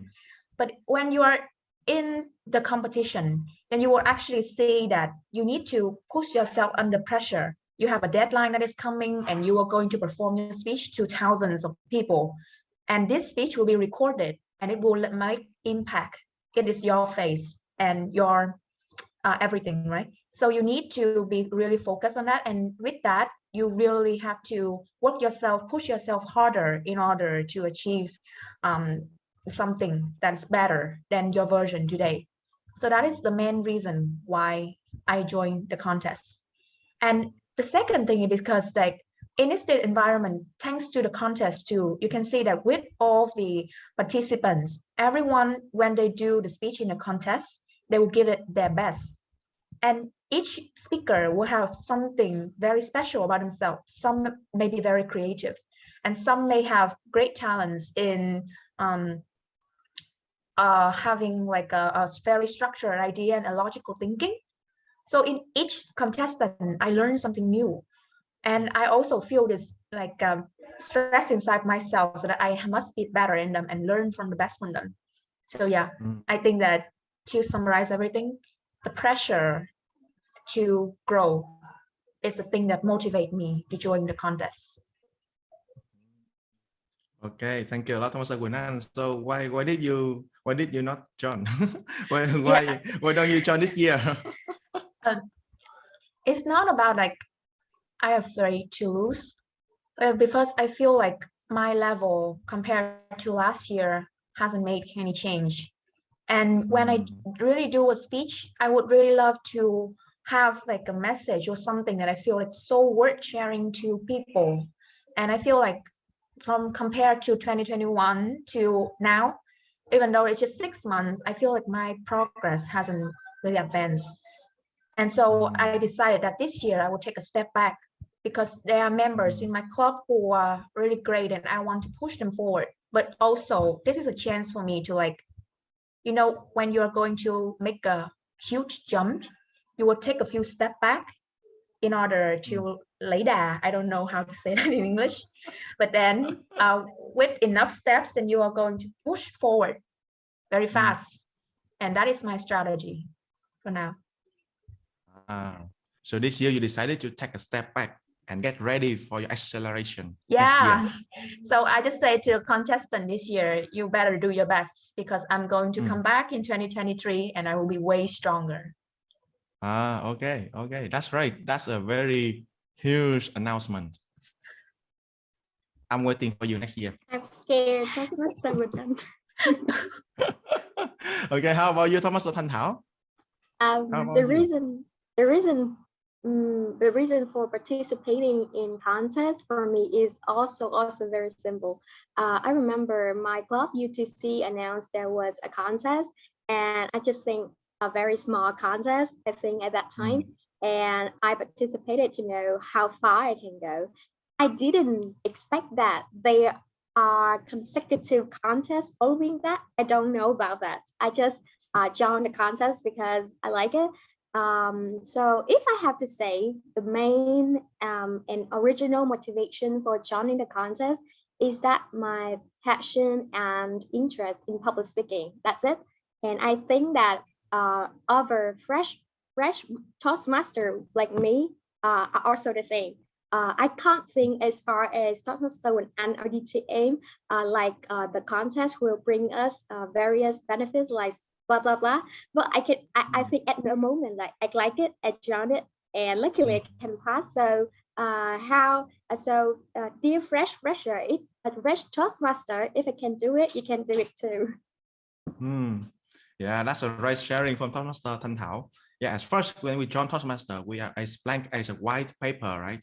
And we see something interesting, we just join. Yeah, and we learn and we grow through the way of joining the contest. And that would be a very meaningful learning journey for all Toastmasters. Thank you a lot for your three sharings.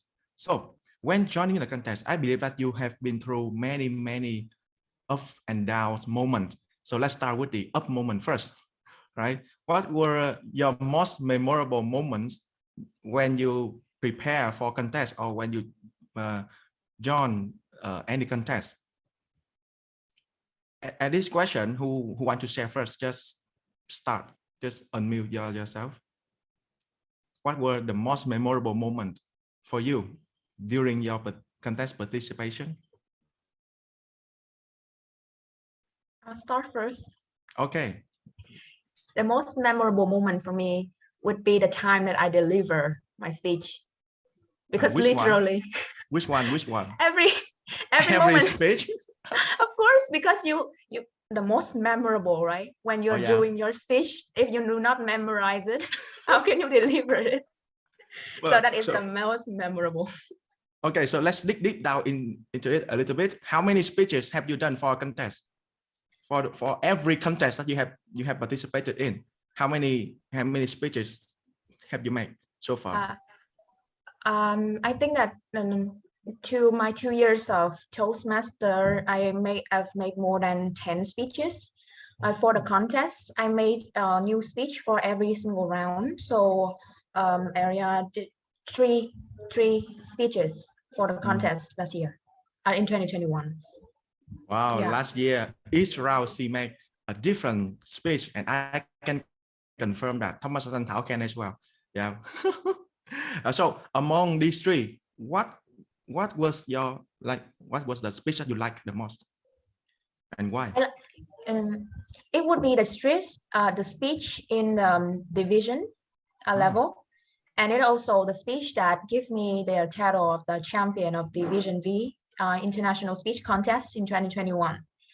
I like that speech the most because I do not just perform the speech, I live with the speech, and I feel like I truly experience and tell like to the audience every single feeling and moment in that speech. So I live with the speech and I tell you just as it. That's why I feel like that is the moment that I feel most memorable, most living. And that's why I really like to hear the speeches that I feel like the speakers has put so many thoughts and feeling and personal experience in that, and we feel like they are actually living the speech, not just memorizing and giving it to us, especially in this time when Zoom and everything we're just doing online. And instead of looking at audience, we're looking at this camera lens. But being still able to, as a speaker, feel like you are enjoying doing your speech so much and feel like the audience can feel the feelings and what you are talking about too. it's a great experience. Yeah, thank you a lot, Toastmaster Wu-Nan. And the speech that comes from your heart will lead you to the champion title. And I still remember the quote from world champion Darren Lacroix. He said that when you make a speech and you feel so satisfied, it's like when you finish the speech, you say, yes, that was the moment that you know you're gonna win the champion. Yeah, thank you a lot, Toastmaster Wu-Nan. And you guys can, my dear Toastmaster, you can watch Toastmaster Wu-Nan's speech on DivisionV fan page. Toastmaster Helena, can you help me to send the link to the chat? Thank you. Yeah, you can all watch the speech again from Toastmaster Wu-Nan and from Toastmaster Thanh Thảo as well. Okay, thank you a lot for Toastmaster Wu-Nan sharing. And okay, how about the other two? Who want to go next? 𝐷𝐴𝑚 or Toastmaster Thanh Thảo, what was your most memorable moment? I will go next. Okay. And I won't go around the push. I will rush straight to this point. The most memorable moment is when people announce that I won the prize. Yes, it's true. Actually, it's true because after all of your effort, you put your speed, and finally you got a very that results, and I feel really, really happy at that time. And I know that my effort, my time, and all other things head off. So that will be the most memorable moments. That was beautiful, right? So which round did you receive the announcement on the round, like club level, area level, and division level as well? Yes. Yes, wonderful. Yeah, when you put your heart and effort into doing something, and when you get the result, that was just so beautiful. Thank you a lot, Toastmaster Thanh Thảo. And last but not least, our DTM King, what was your most memorable moment? I think there were quite a lot. Yeah. During my speeches, maybe it was the first time I gave a humorous speech as a young Toastmaster. I never knew that I could, but I actually managed to make the club laugh out loud. And I thought that was great. I was only a 3-month-old Toastmaster. I was telling jokes about my own relationship, and hey, I won a club humorous speech contest. So, but it's really not about the prize. I think it's about that moment where I know I've got the crowd is with me, and everyone is smiling together. I think that's my favorite moment. Yeah, thank you a lot, DTM King. That was also very beautiful, right? When you know that your heart reached the audience heart, that was the most fulfilling moment in our life whenever we make a speech. That was very, very beautiful. Thank you for all of your sharing. So now we have been through the ups moment. Let's get yourself ready for the down moment. Are you guys ready? You want to take a couple of quarters before we're going down? Okay, you guys are ready for going down, right? Okay, next question is, what were your challenges when you joined a contest, and how did you overcome that? What were the challenges or the toughest time that you've been through when you joined a contest, and how did you overcome that? Or let's be more specific. I remember, Toastmaster King, you shared that you joined the contest and you can never win again. How did you feel at that time? The first thing I told myself was, oh, contest is not for me. Doubtful talks, right? Doubtful talk. I'm like, oh, since I can't win, no lah, contest is not for me. You know, I don't participate, so I don't win, right? So nobody knows how good I am. And that was my own way of protecting my ego.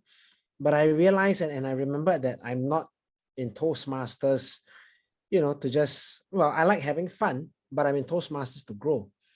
And after a while as a Toastmaster, I'm sure all of you have felt this also, right? Maybe you've stopped growing. After the first 6 months, 1 year, you're growing a lot in speaking, and then you join the Exco, you grow a lot in leadership. And then after that, everything kind of stops, right? So it was coming back to contests that helped me feel like, this is where I can grow. And if there's something that I don't want to do, but I'm not growing, then that must be the something I have to do, right? Which is memorize my speeches and craft them. So that's what I started to do. I think it's just recognizing that if this is what I want, this is what I have to do. So am I ready to do it, right? That's all. So you prepare your mindset to overcome that. Yeah, it's like diet and weight loss, right? If I want to lose weight, can I eat less fried chicken? Yeah. So I decide, do I want the fried chicken or I want, a slimmer waist? Yeah, same thing. Yeah. So when you face problems, the first thing you must work with your mind first. You get your mind ready for the change and for overcoming any obstacles. Yeah, Thomas want fried chicken. Yeah, I do believe that many people love fried chicken, right? Thank you a lot, DTM-kin, for your sharing. And how about you, Thomas Tawinan? What were the obstacles that you have been through?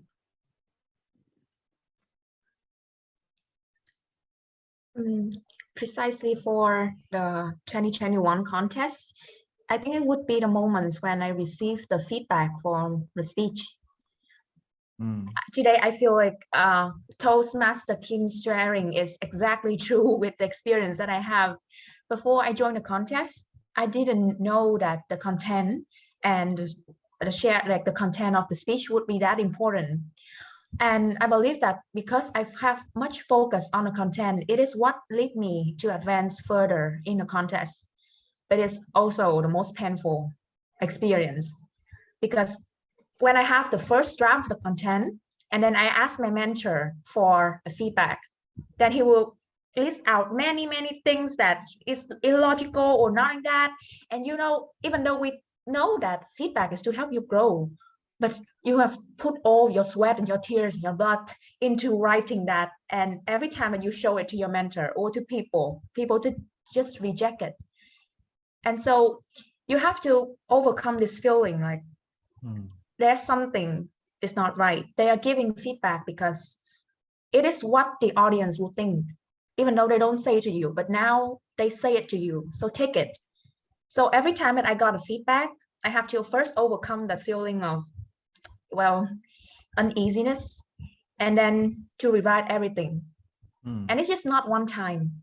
For every speech, I made at least 10 versions of my content before I have to come down with, good enough thing, because the time doesn't allow to go much further. So that is the most painful experience, but also the experience that helped me grow the most. Because now every time that I do a speech, I have in my mind a kind of structure and a logic that makes me do a content much quicker. But yeah, the feedback is still painful. Yeah, thank you a lot for your sincere sharing. And yes, joining the contest, we must accept that we're gonna receive a lot of feedback, and some feedback will hit us really hard, like Thomas would answer. But we had to learn to accept that so that we can learn and grow to move on and advance to the next level, right? Thank you a lot for your sharing, Thomas Woodnan. How about you, Thomas Thanh Thảo? If we talk about down moments when joining the contest, I would say there are a lot of down moments when joining a contest for me. As a fresh Toastmaster, I met a lot of difficulties, and I will point out some of them. First of all, I remember the most is the time that I would say the day before the the division contest. I remember that I had a very bad and terrible sore throat that I can't even speak a word. That bad. That morning, I had a very high temperature and I had to go to the hospital. It is in terms of physical health, not mental health, physical health. But thank God, after taking pills and stuff, I got better the next day, and I tried my best making my speed. And what makes it unforgettable is that I don't give up at that moment, although I'm very tired at that moment. And another moment I want to share also is the moment that I don't know, I was stuck in the topics I'm gonna say. like I don't know which speed I'm gonna use in the next contest. People told me that I have to make another speed to win the prize, but my goal is not winning the prize. I want to winning myself.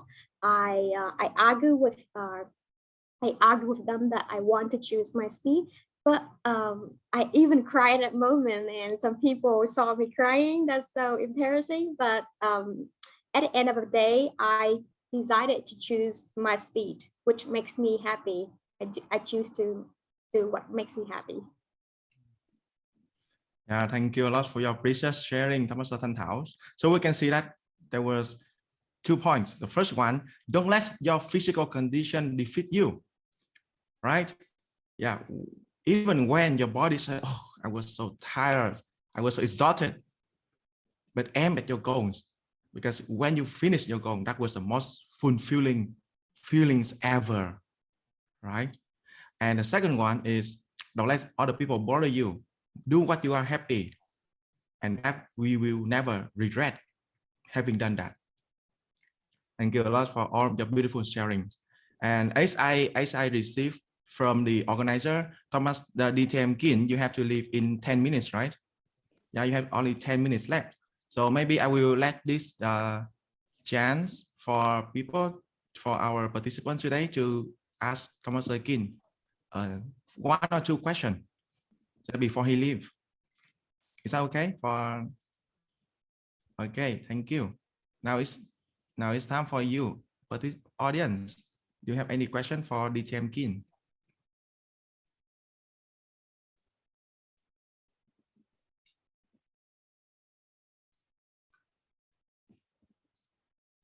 Okay, I can.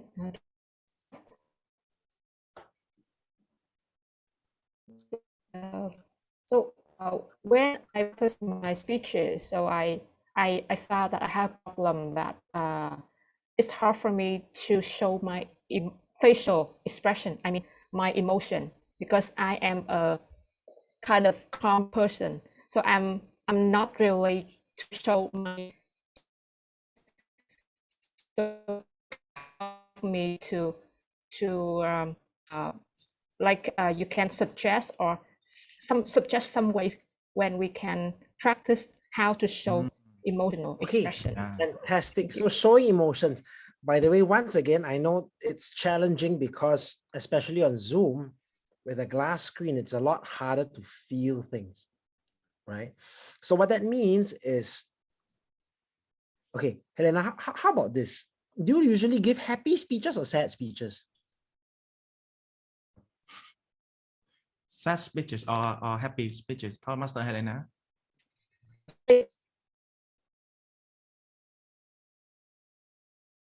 Oh dear. Okay. I think sad. The connection is not very good. Okay, so perhaps for those of you with your camera on, let's try this, right? Imagine you've just won an all expenses paid trip around Europe for 6 months. How would you be feeling? Excited. Yeah. Okay, so here's the thing, right? If you are feeling excited, but your face is, I am so excited. I'm really, really excited to take this trip, right? The audience is not going to be able to feel it. So instead of saying, I'm excited about this trip, you know, but without the feeling, you could just, I won.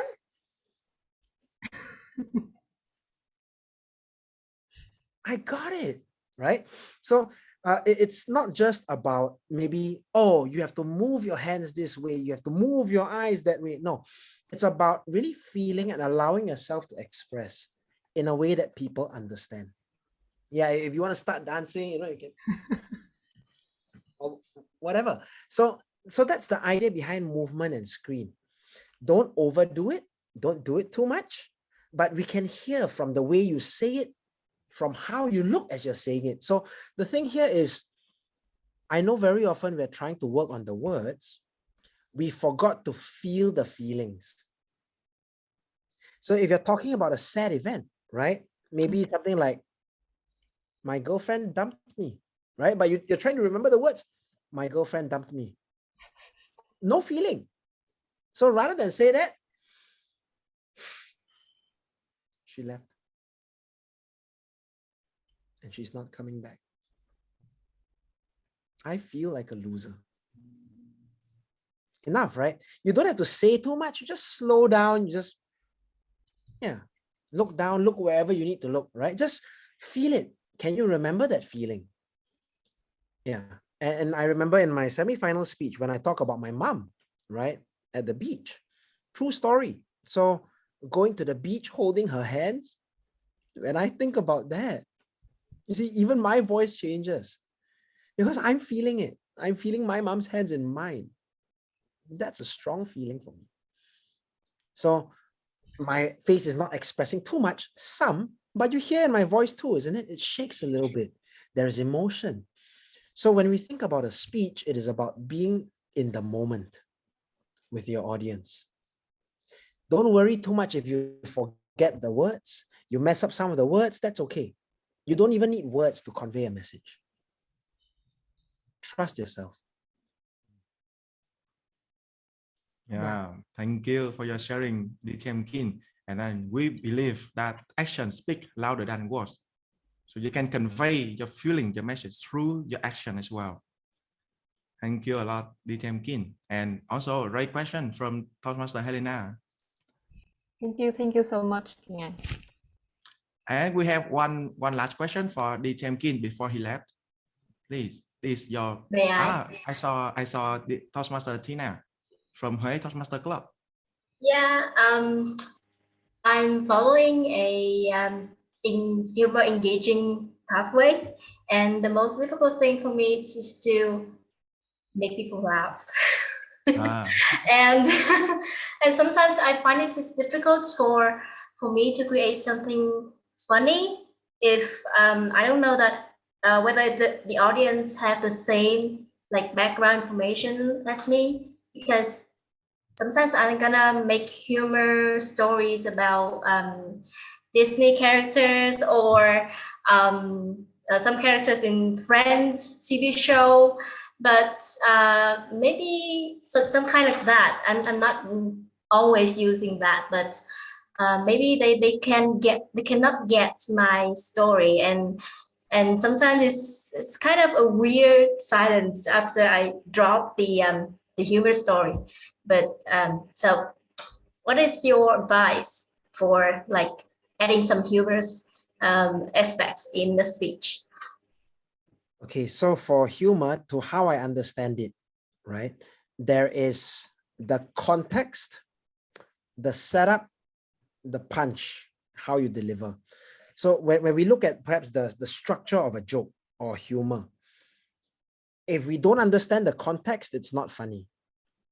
So for example, if maybe I say, you know, the other day, I saw Tina drinking a coffee, it's not funny at all. But if I said, Tina has been having diarrhea for 10 years because of coffee. And guess what? I saw Tina drinking coffee. And then now Tina's like, yeah. So we know what's going to happen next, right? So now there's a context. We understand the reason why or the story behind it. So every joke needs to have a context. Don't tell too much. Don't miss it out. Tell enough for your audience to understand what's going on. Next thing, look at punch words.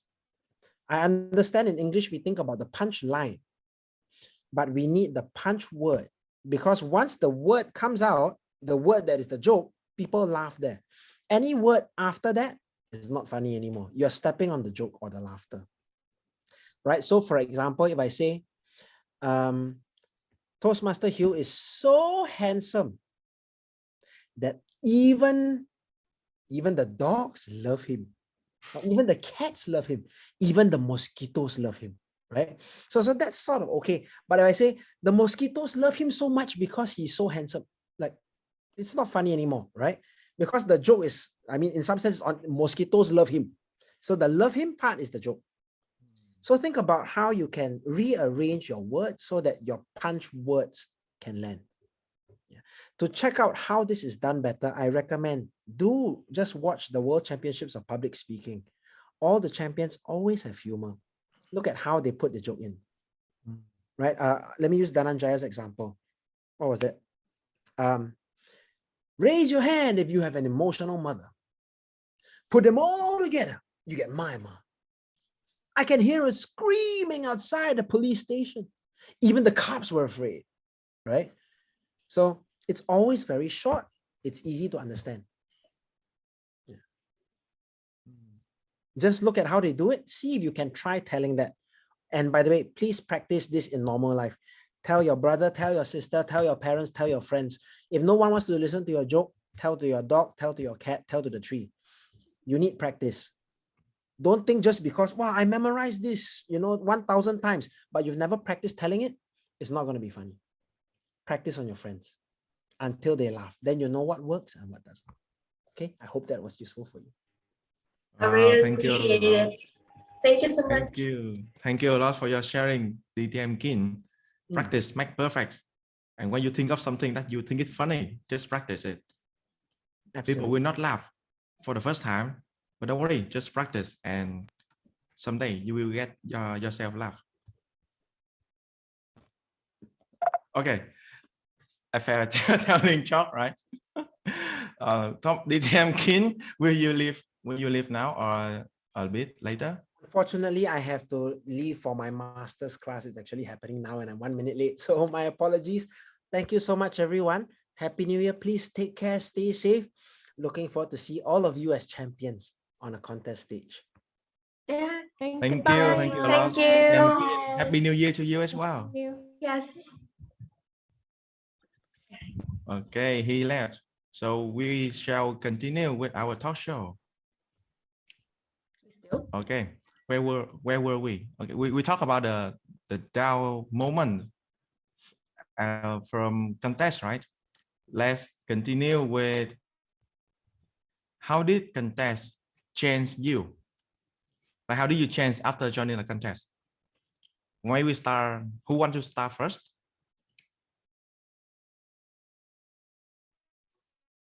Rock, paper, scissors, thảo. You first? No. Oh. Okay. Oh, she go Caesar.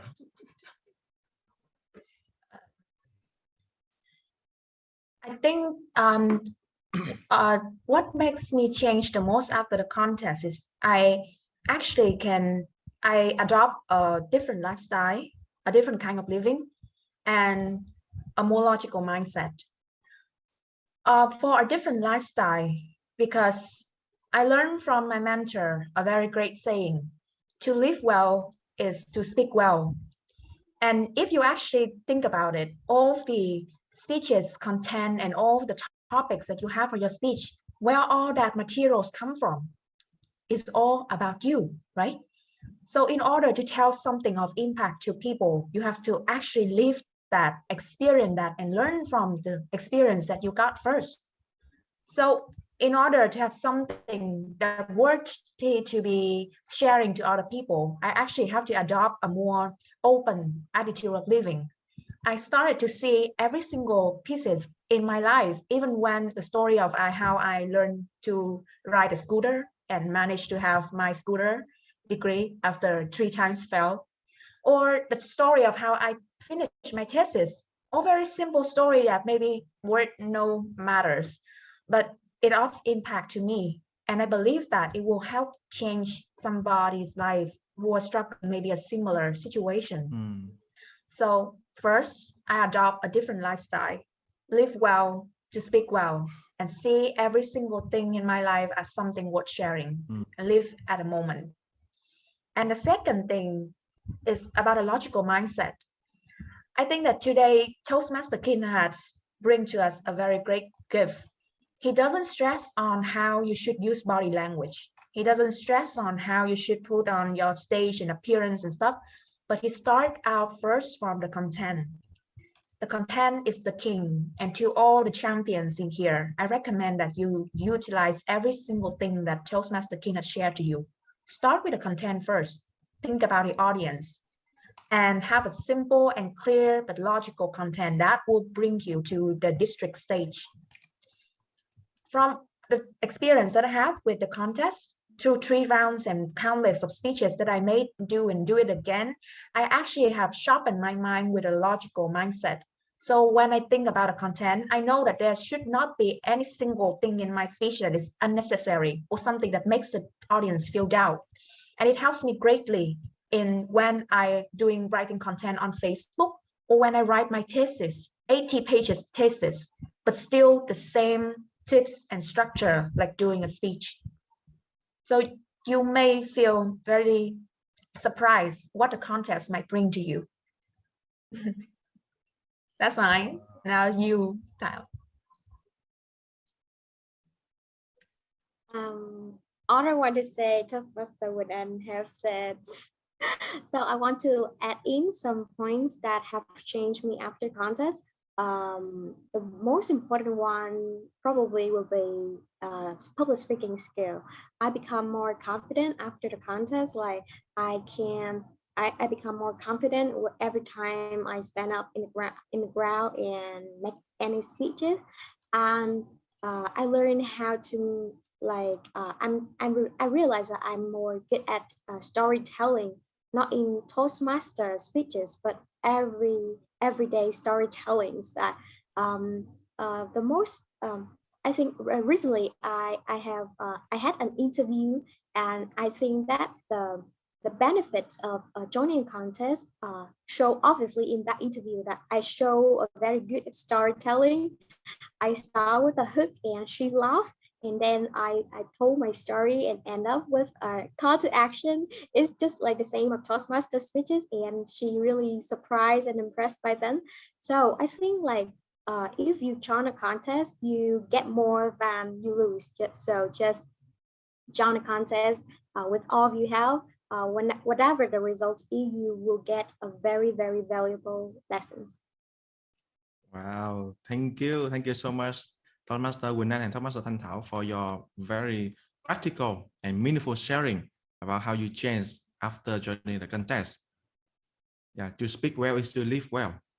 That was a very not famous but well-known saying, I believe, in our Toastmaster community. And yeah, we apply what we learn in Toastmaster to our daily life, and from our daily life we make it into our speech and we share that with the audience. That is how our speech comes from our heart, because it's our true experiences. Thank you very much, Toastmaster Quỳnh Anh and Toastmaster Thanh Thảo. Now we move to our very last question. And because you two will not join the contest this year, I want to confirm. I want to reconfirm. Okay, joke aside, what is a message that you want to send to the contestant in this year? What is your message to the contestant who gonna join this year? Who want to go first? Okay, I will go first this turn. Okay, please. Okay. Toastmaster Thanh Thảo. Okay, I will clarify the reason why I won't join the contest this year. I think it's a little bit the same as Toastmaster Quỳnh Anh, because I think I have not enough experience, not experience in making a speech, but experience in real life. Like I want to make a speech that make from my own experience. When I get older and I experience more, then I will have a message for my own life. And now I just, COVID-19, I stayed at home, no story at all. So I don't have any story to tell other people. About a message that I want to deliver to other Toastmasters, other future champions of today, is that especially for fresh Toastmaster like me, when you join a contest, do not put much emphasis on winning anybody or winning a prize. Yes, that I admit that it is a huge motivation for you to join any contest. Yeah, right. When it comes to contest, people want to win, but it will hinder your creativity and the natural growth in public speaking. Yeah, and you keep in mind, I want to win at all costs, and at the end of the road, you lose all of the creative stories and all of things. So just do the best to see if whether you are better than yourself yesterday. My opinions is not far away. My opponent is not far away. My opponent is myself from yesterday. So any contestant, you see other contestant as your competitors, right? As your friends, rather than competitors, because everyone growth rate and goals are different. Thank you. Thank you a lot for your beautiful sharing, Thomas Thanh Thảo. Yeah, joining a contest is not about winning others. It's about winning yourself. And the greatest achievement is along the way when you prepare for a contest. How about you, Thomas Quỳnh Anh? Remember to pay your membership fee. Exactly. That's true, because I almost got disqualified at the club level because, yeah, I missed out the the fee. Terrible. But yeah, the second message and the ultimate one: be simple and be clear. Be simple and be clear in your message and in your speech. And as I said, just align with what Toastmaster Ken has shared with you today. I believe that if you can truly apply that in your speech, no doubt you will be in a district level. Right, sharing as well from Toastmaster Quỳnh Anh. Be simple and be clear about your speech, your message, what you want to deliver to the audience. The most important thing is your audience get what you intended to say. Thank you a lot, Toastmaster Quỳnh Anh. And don't forget to pay your membership fee. Okay. Actually, that was a true story from HCM Toastmaster as well. In the year 2016, our club, we have 2 representatives at the area level speech contest. But at that time, we did not receive enough membership. Like the required membership is 8, right? 8. But at that time, we only got 7 and we got disqualified. That was the most painful experience that HCM Toastmaster used to experience. So that was also a very precious lesson for all the clubs. Remember to get yourself 8 members at least, so your club will be in a good standing and be eligible for joining the contest. All right, thank you a lot for joining our talk show today, Toastmaster Thanh Thảo and Toastmaster Quỳnh Anh. Now we will have the time for Q&A from our participants. Please feel free to open your mic and raise a question for our wonderful champions. I have a question. Hi, everyone. Yes, please. My question is to you guys is, what do you regret? Like, if you would go back to a few months ago, or like, well, a year ago, right? It was a year ago. What would you do differently?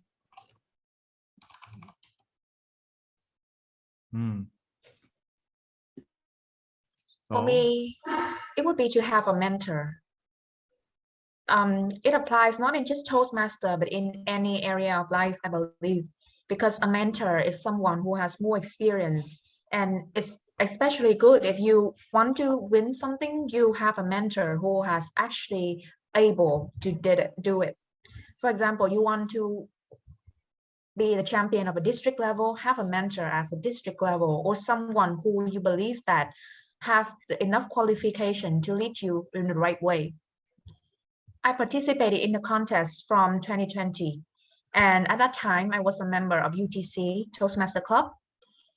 I used my experience as a newbie in Toastmaster to deliver a speech, which at that time I think it was so gorgeous and so beautiful, like it's the best of mine. But it lacked a really important thing, the content. I have too many things stuffed inside of a speech, and I stress too much on the body language that make me fail at the club level, 3rd place. But when I have a mentor in 2021, everything changed because I got a direction. I know which is the way that I should start. And when you know the way, what then you need to now to get there, it's just your effort to get there. So if there's something that I would change is to have a mentor as soon as possible. And I recommend that for our champions this year, you should have a mentor who you believe that understand you, who you feel like the sharing from them like will fits with you. Yeah. And who can lead you a long way. Wow, great tips. Thank you a lot, Toastmaster Gunan. Will you be willing to become a mentor for some of the contestants here? Of course, because it's also the chance for me to learn and grow. So if the champions in here believe in me, then I am all free to help you. Yeah, you got the words. You got the words from our Division V 2020, 2021 champion, right? Yeah, when division need you, I believe that you will be there, right? Thank you a lot, Toastmaster Gunan. And how about you, Toastmaster Thanh Thảo? I had nothing to regret because I did my best at that time. So everyone try your best so that in the future you won't regret it. Yeah, did your best and you will have no regret. Right. Thank you a lot, Toastmaster Thanh Thảo. Okay, thank you so much for your question, Toastmaster Annie from HCM Toastmaster Club. Yeah, and we learn history right there. Right. Okay, please, may we have another question, please?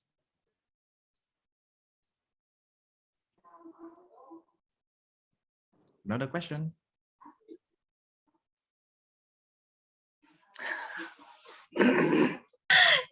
Everyone has so many messages. Yes. Can I have my comment? Yes, please. Toastmaster Kim. The best of yours to prepare your speeches, first you have to read a lot. Read a lot to gain knowledge. Another one you guys missing is no one talk about adding words to paint color to your speech.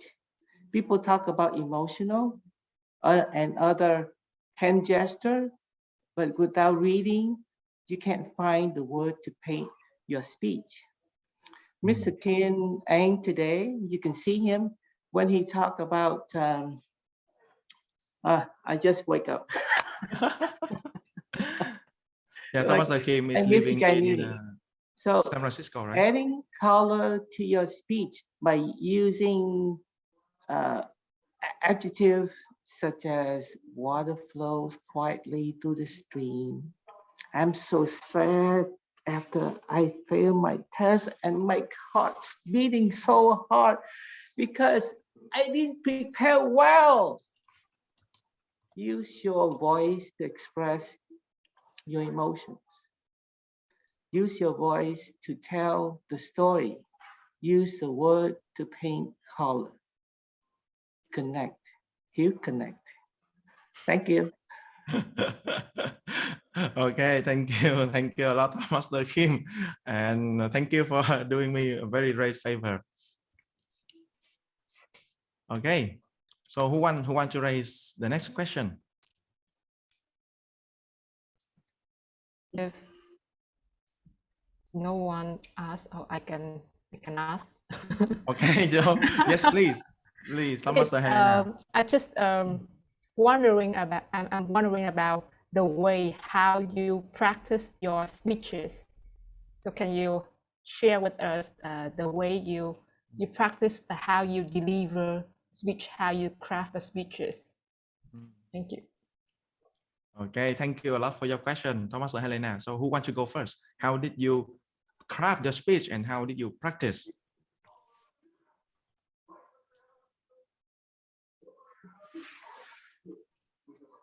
Okay, for me, that is actually a pretty long journey from actually crafting your speech to deliver your speech, right?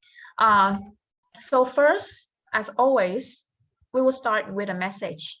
And it's also aligned with what Toastmaster Kim has shared with you. Think of your audience, your speaking context, and think of your message first, simple and clear. And then you would start to think of a structure, how you are going to, which kind of stories you are going to put in there in order to make your message shine, to make it logical. And after I have that first draft of the content, I'm going to have constant feedback with my mentor and also a few representative of the audience. If you have the chance to, maybe people at your club or at the area who are willing to listen, who are willing to read your first draft first, and having constant revise until you feel like the content now is good enough. And then it will come to how to practice for your speech. So first, I learned this from the champion too. I will start speaking first, using my voice to read out loud my speech. Because you will see that when you write a speech, you are still using your writing language in order to write that. And sometimes when you read out loud, you'll feel like some word, it just doesn't sound good. It just doesn't sound so easy. So you have to change it. And in that time, also, I will record myself a lot of time to see whether in this part I apply the vocal variety. And until I feel like, okay, now the voice is enough. So start with first the content, and then second with the voice. And then third, when I feel like the content and the way that I speak the speech is good enough, I'll go to the third stage, which is to apply the body language. This time you will be able to be creative, and the best way is to record yourself. Like when you use the speaking, you use your voice, you can just record your voice, but now you will have your camera, and it's a perfect way because now we also have the contest online. So you can use your camera and you record yourself, how you do your speech, whether your arms, you move it here, it moves somewhere, and test it many times when you feel like, okay, the speech is enough. And in every single stage, the feedback and the comment of your mentor or of your audience is also important too. So if I break it down just simple, it would be first start with content, message, structure, and then goes to the voice, record yourself, and third to the body language, record yourself on camera.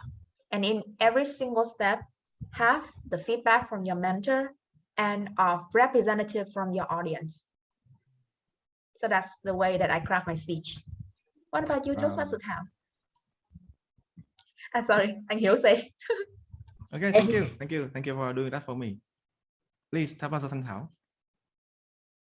Way I draft a speech and practices is somehow the same as Toastmaster Quỳnh, but I want to add in some points that when I write a speech, it takes me around 2 or 3 weeks.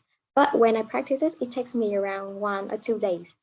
So don't learn it by heart before that day. It's just my own way. So take it for consideration.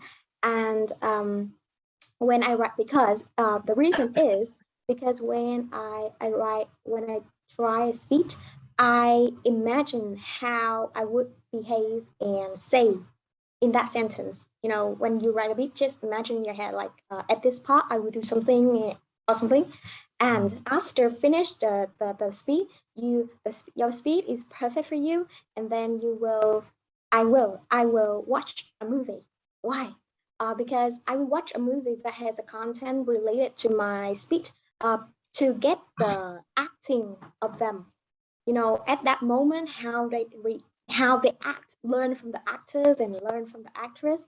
And so then you take it from the movie, and then I will record it on my phone, and then I will practice in front of mirror to act the same as actors or the actress at that moment. Yes, and that's how I create and practice my speech. Thank you. Thank you a lot for Toastmaster Quỳnh and Toastmaster Thanh Thảo sharing. Yeah, Thank you you practice so a much. lot, and you may want to learn from other people, like how they perform that. If we get the feeling, we get the sense, right, to deliver the exact action that you want the audience to get it. That's very crucial. Yeah, thank you so much. So I just want to share a little bit the way I did the speech, like the one I said before. That is the way mentor told me to do it. But however, after like a 1 year mentoring from him, he bring me up the next level, that when you want to do the speech, you you can imagine the way you want to deliver first, and then you can apply this to crafting to write your speech. So that is another way you guys can consider to connect between the how to deliver a speech and how to write a speech. That is amazing, and it's really hard to do it, but we can practice this way. Yes, thank you a lot, Toastmaster Helena. And that what we call the first creation leading to the second creation. We create the image that you want to deliver inside your mind, and you can bring that up to the stage. Thank you a lot for your question, Toastmaster Helena, and your sharing as well. Thank you so much. Okay, I believe that we have come up with our final question. Thank you a lot for our guest speaker today, Toastmaster Thanh Thảo, Toastmaster Quỳnh Anh, and also Toastmaster Kin. I would love to send the stage back to our TMD, Toastmaster Hùng Tây. Yes, it's beautiful, real stories. Our speaker story inspires so much. All right. Yes, I have to say that. Thank you, three keynote speakers tonight. DTM King and Toastmaster Thanh Thảo, Toastmaster Quỳnh Anh, and our amazing host, Toastmaster Hiếu Phùng. Yes, as I can see, the beginning of the year, you're supposed to be very busy with your New Year resolution, with your job, with your speech. Yes, but you're still here, stay to the last minutes of the meeting. And I think it will be great. You will have gained a lot of experience and valuable lessons to apply for the upcoming contest.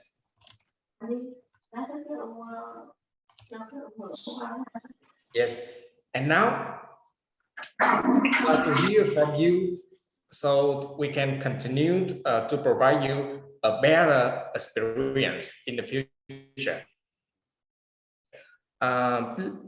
Please click on the link in the chat box and tell us, what do you think? What do you think about our meeting? And what do you think about a thing we can do better in the next future to give you more better experience?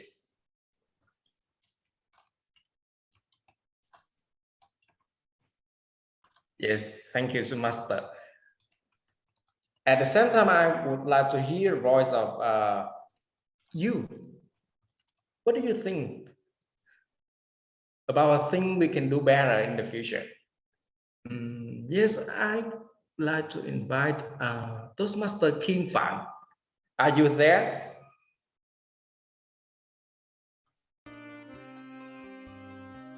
Hi, everyone.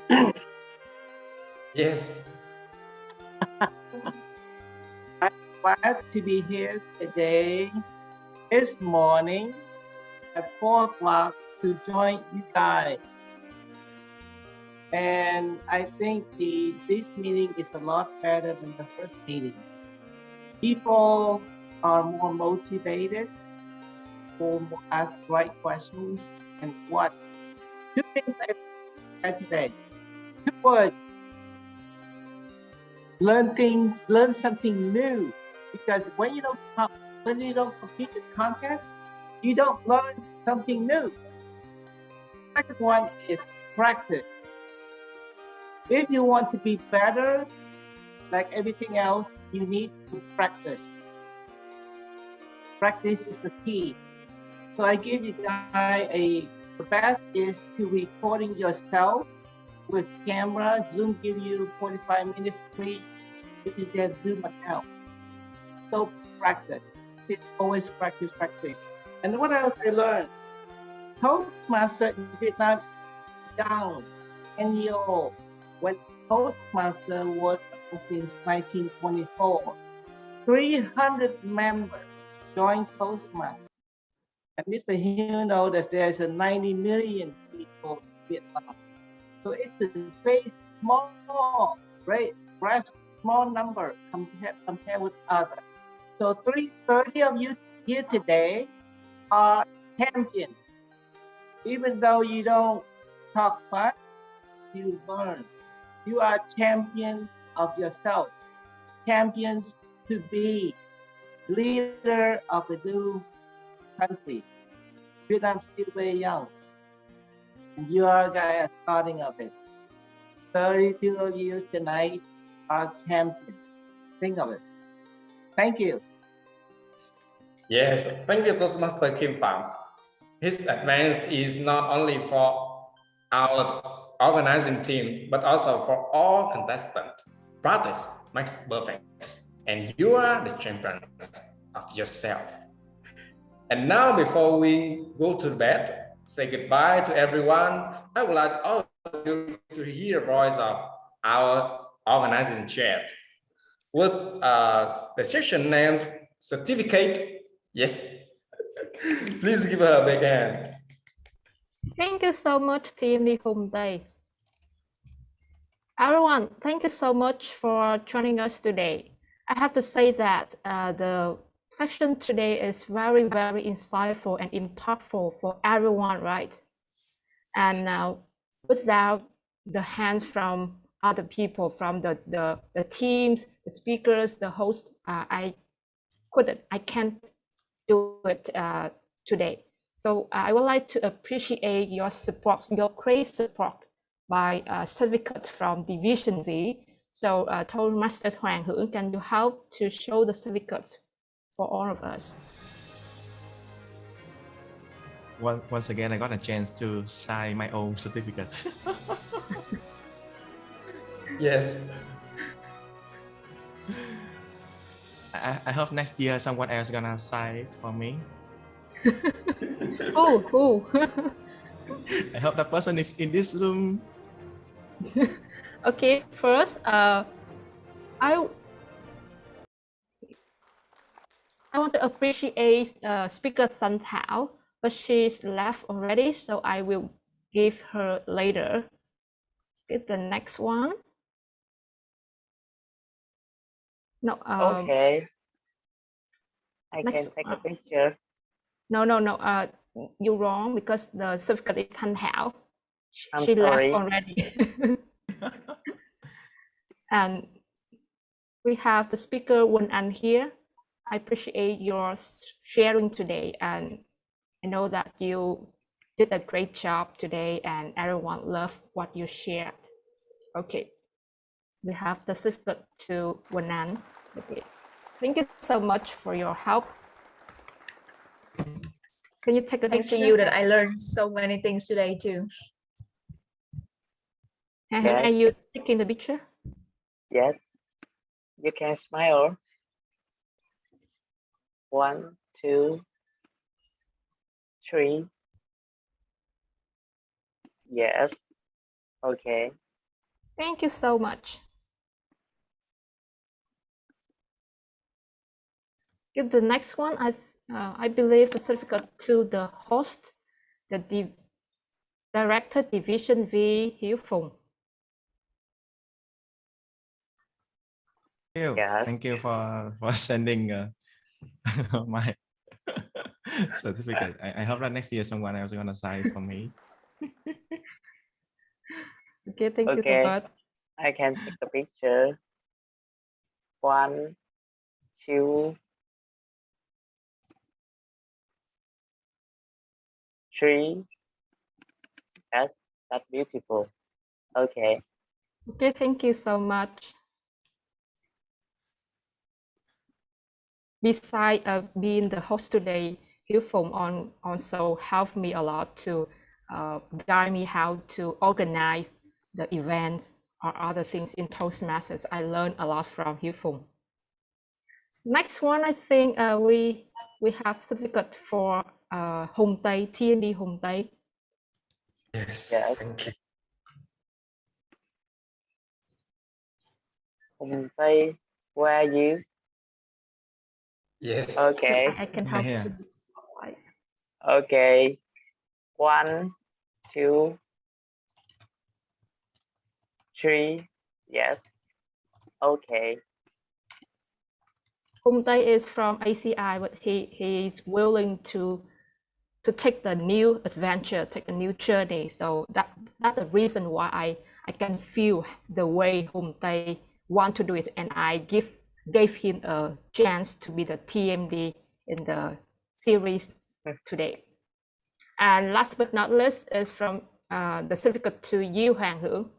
So you are such a Zoom master and timer. Great job today. Yes. Okay. A very dedicated one.